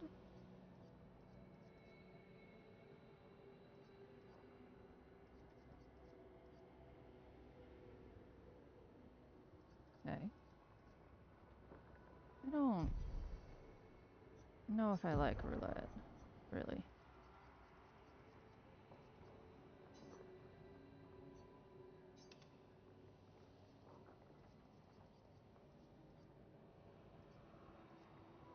Mm.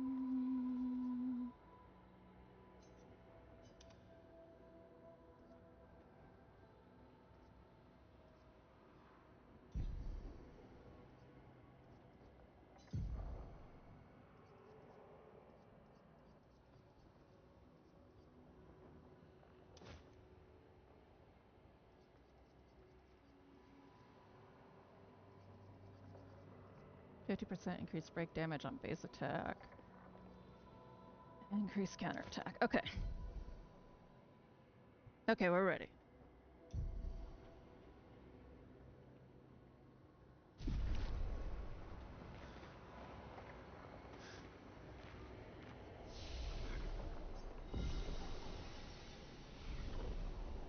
It's time. Let's fuck something up. Or die a lot. Wait, this way?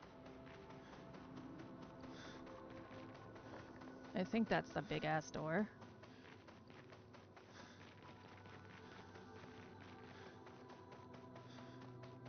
No. Oh, stop.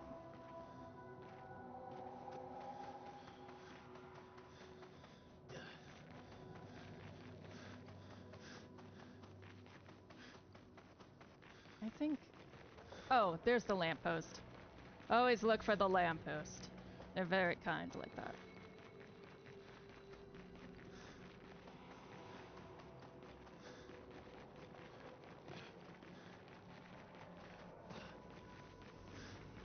No.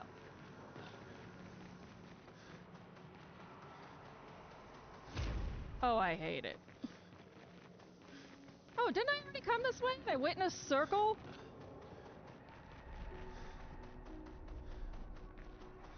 Okay, so I am rightfully confused.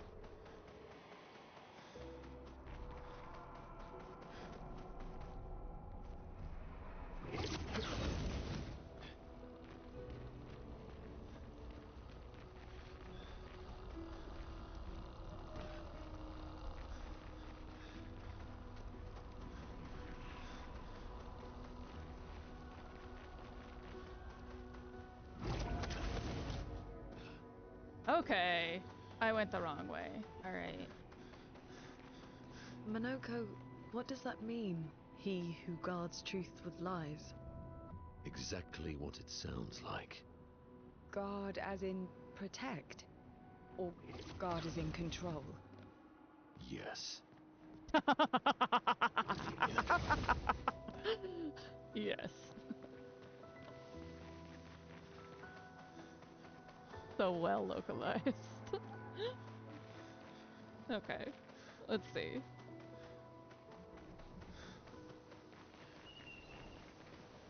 Don't sass me like this! There it is.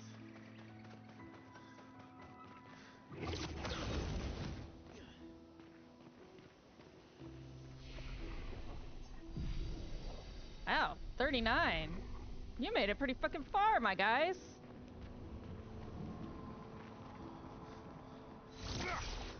Oh.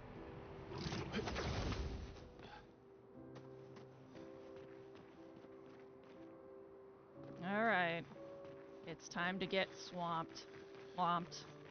Molly bapped.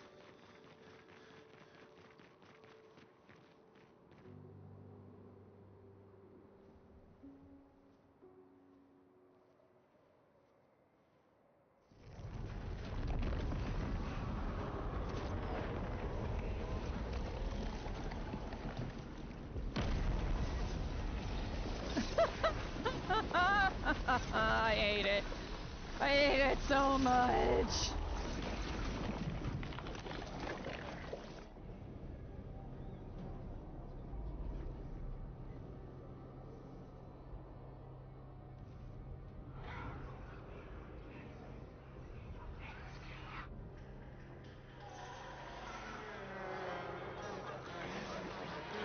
Don't do it, CL. Don't do it. Thank you. We have learned from Baldur's Gate, never put on a random mask, never.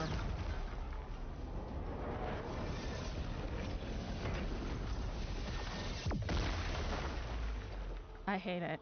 I hate all of it. Him off. So, Monoko, you use masks like this. Do we have, like... Do we need to have a discussion?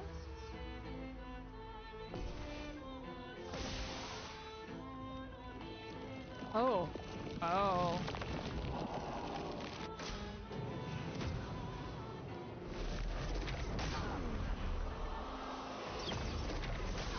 Ah!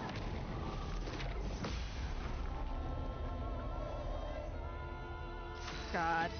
That was already so terrible. Okay. It's not shielded. I'm interested in this glowy eye bit.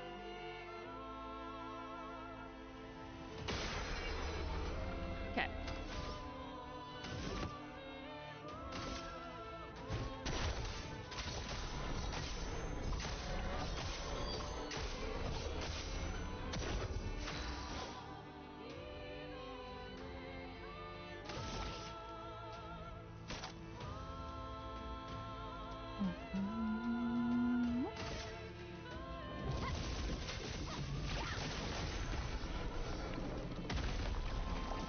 Unable to re-enter the mirror, the mask explodes.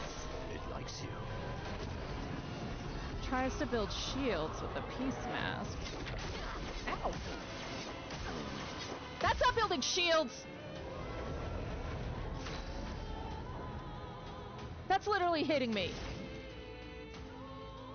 Bastards.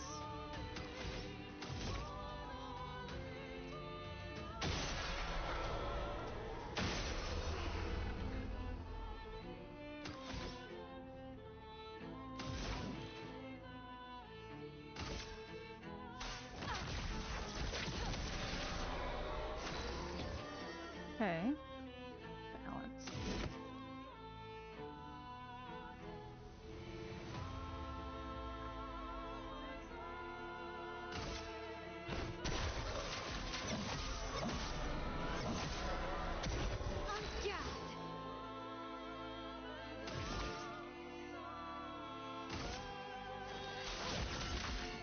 Dang it. Able to re-enter, the mask explodes.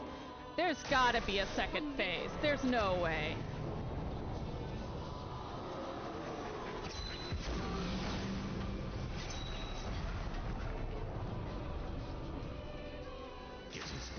We dodged one! Yay! It is getting spicy.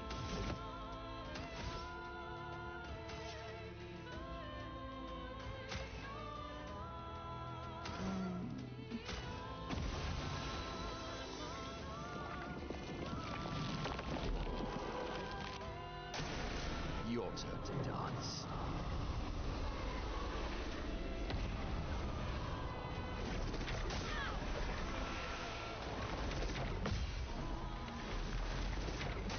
Oh, God. I hate that this is all group attacks. Lord. That hurts. It does hurt. I am so sorry that I am incompetent. Feeling better. Oh. You've got 2, and you're exhausted, so you can't do shit.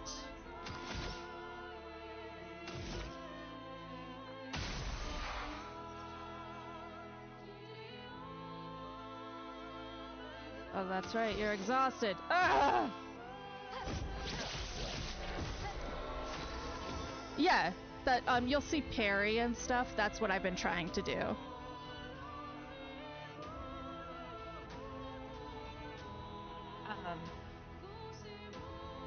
But they're all timing based, and I'm pretty bad at it.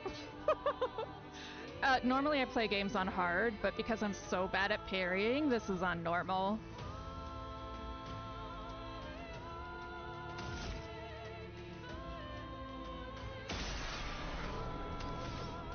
I don't think I can afford anything. No. Ah.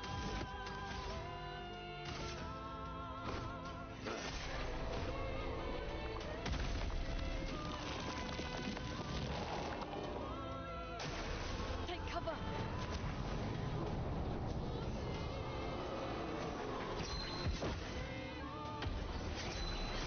Ah. I can do it. Are you sure? I don't know. I don't feel successful.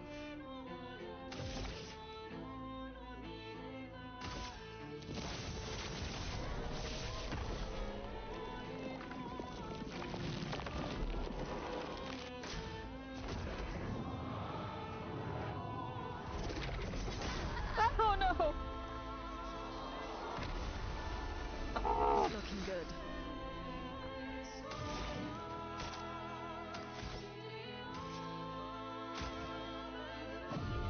Getting spicy.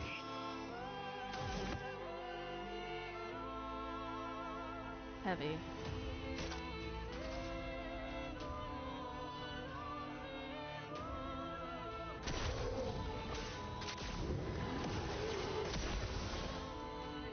Yes! Oh! You can't escape.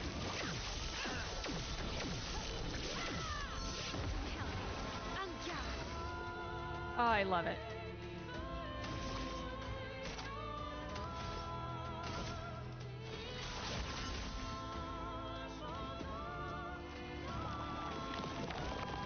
You have to hit the eyes in order for it to not. Hey. Damn it! Getting spicy. Yeah, it is spicy, my guy. I feel it. I feel it. Very spicy. Very, very spicy.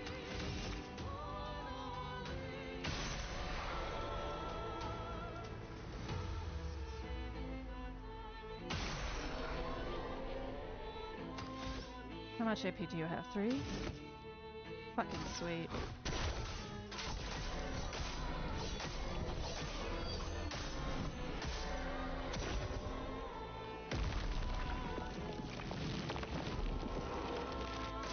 Foolish move. Oh god. Okay. Ah! Damn it! I'm so bad at it! That hurts. I'm so bad at parrying. I play almost all games on the hardest you can.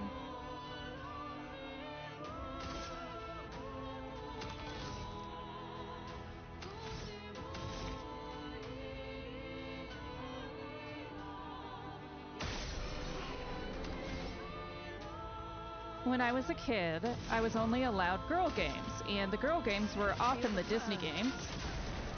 And the Disney games were legendarily hard. And so when I became an adult, it became very second nature to play hard games.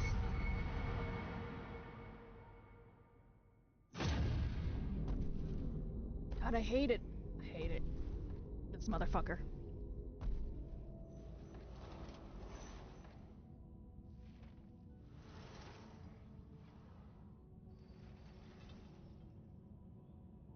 People want so badly to know Nothing. what's behind the mask.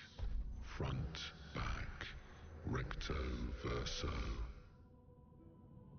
Great art is both window and mirror. Whether it's your mask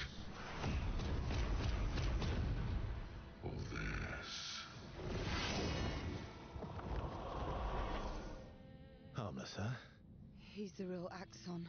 Child, we all need masks, but how you use them.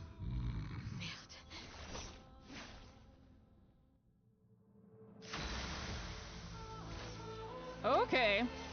Well, first off, that was Minoko's voice actor doing a great job showing his versatility. I don't know why I can do this, but I can identify voice actors like nothing else. Or I get very close. Second, Merd! Look at them undulating on his chest. Ugh. Okay, we're in virtuous stance. Heck yeah.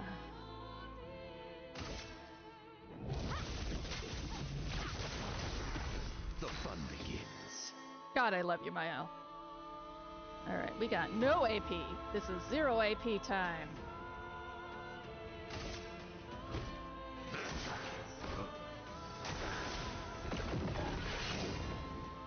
Mask of emotions.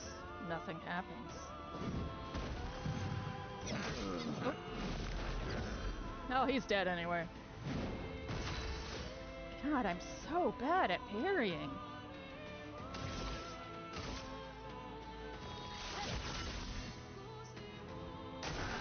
Please survive.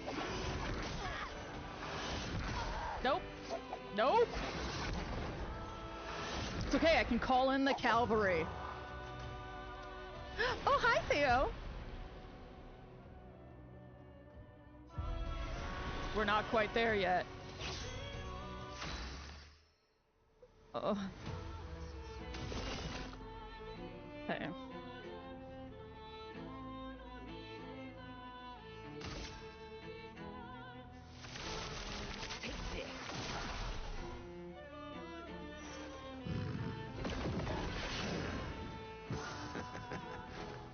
Now gain shield for each blow?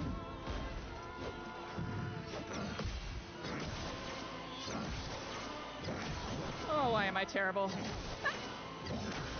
Oh, this is so terrible! Oh.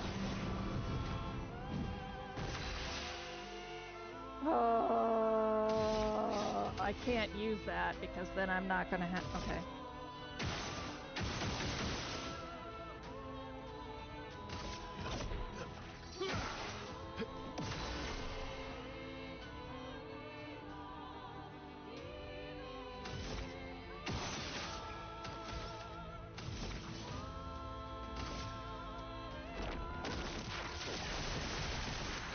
Ready. God, she's so dope. Okay. Harvest. Consumes Ofertel to increase heal by 5%.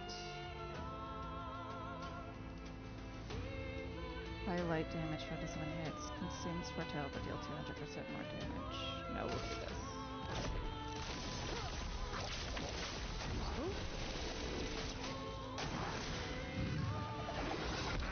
No.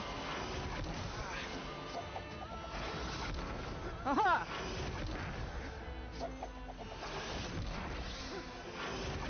I can dodge, if not parry.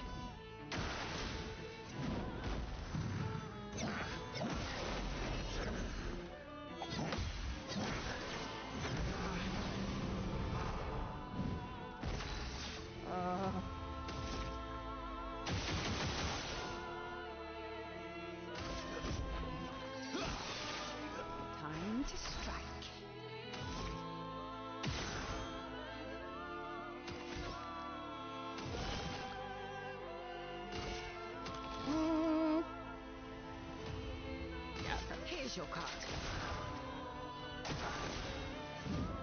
That's fire to his sword! Ah!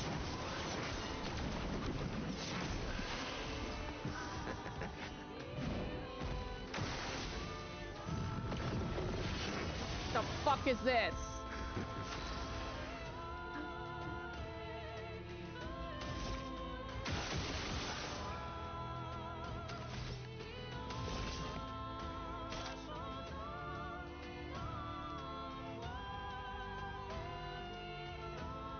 Why do I do this?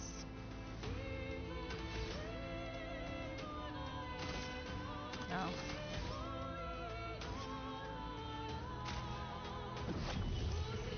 Did I die again? Did I die again?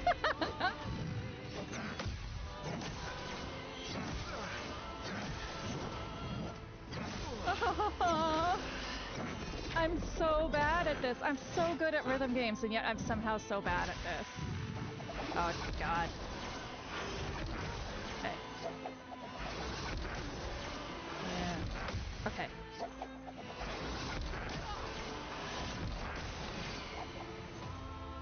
Fuck!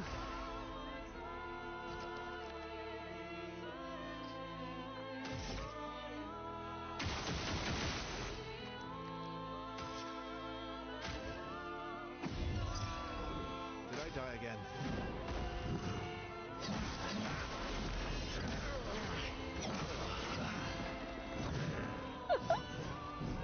This is not going well at all. This is going very badly. Today.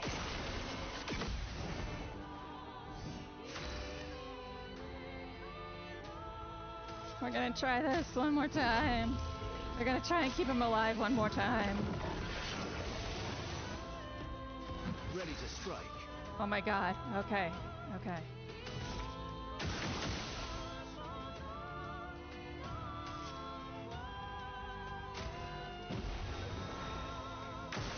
Take your shots.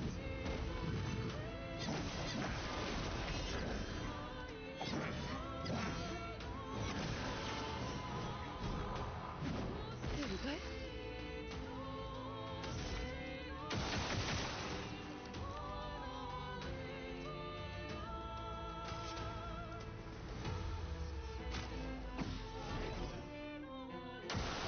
Oh well.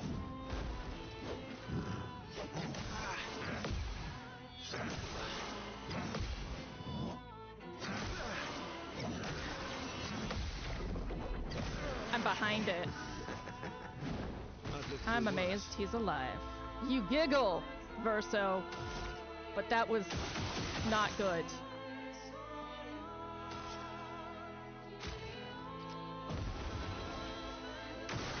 Shia, incoming. Oh, her name is Shiel.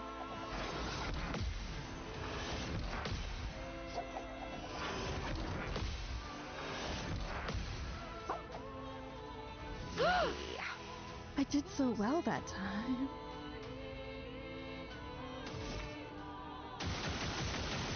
Oh my God, I finally got his shields off. Okay.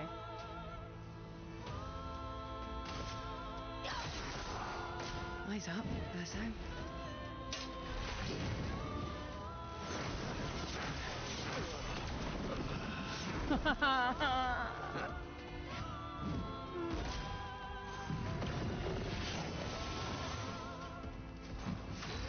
I think she finally has enough. Yes.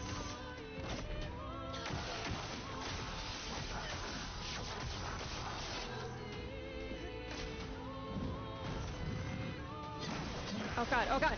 No!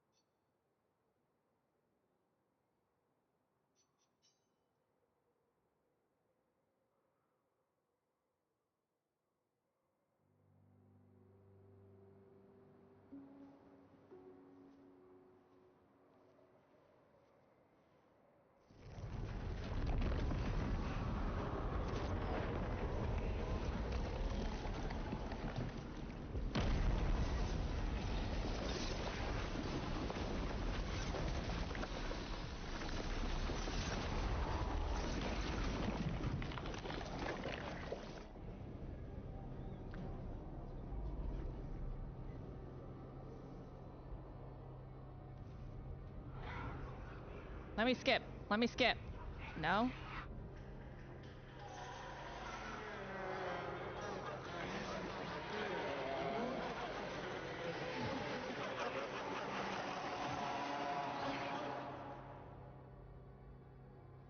We'll try again. Maybe this time.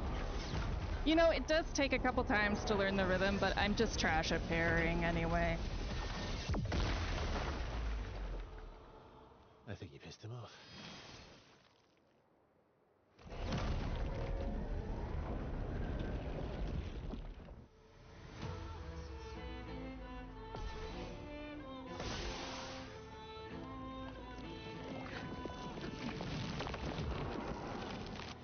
On me.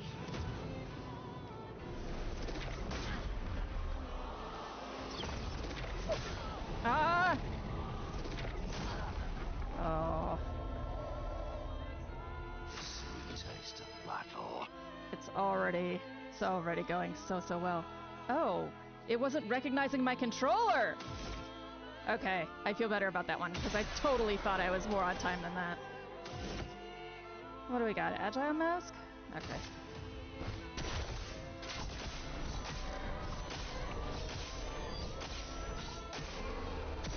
I'm ready. Stanceless.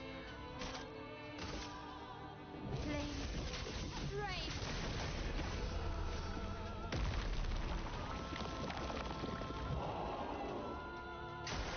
On me.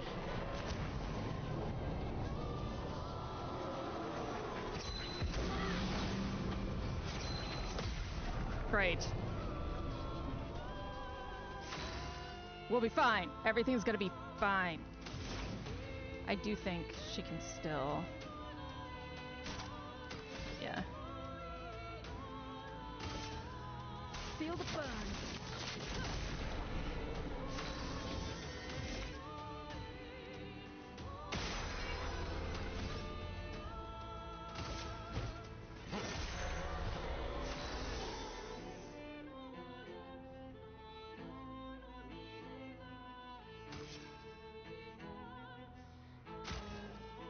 Some help.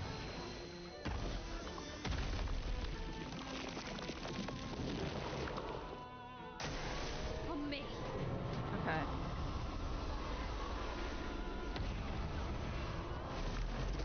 One. 2. 3. 4.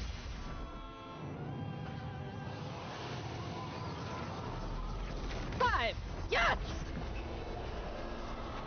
Time to bleed.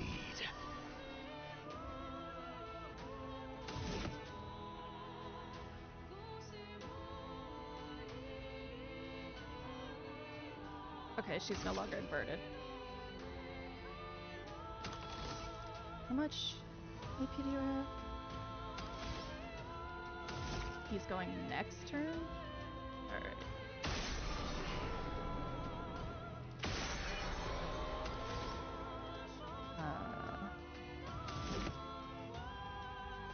Yeah.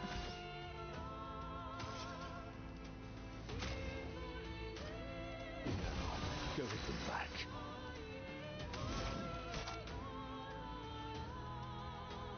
No. Oh. Immolation consumes a burn. Wildfire gives a burn and a light. Healing light. Okay.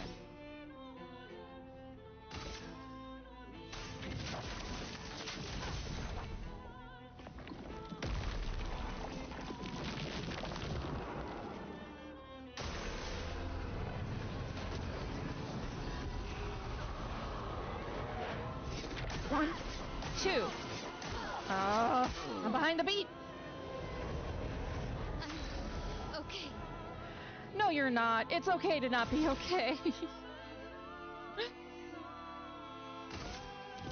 On fire.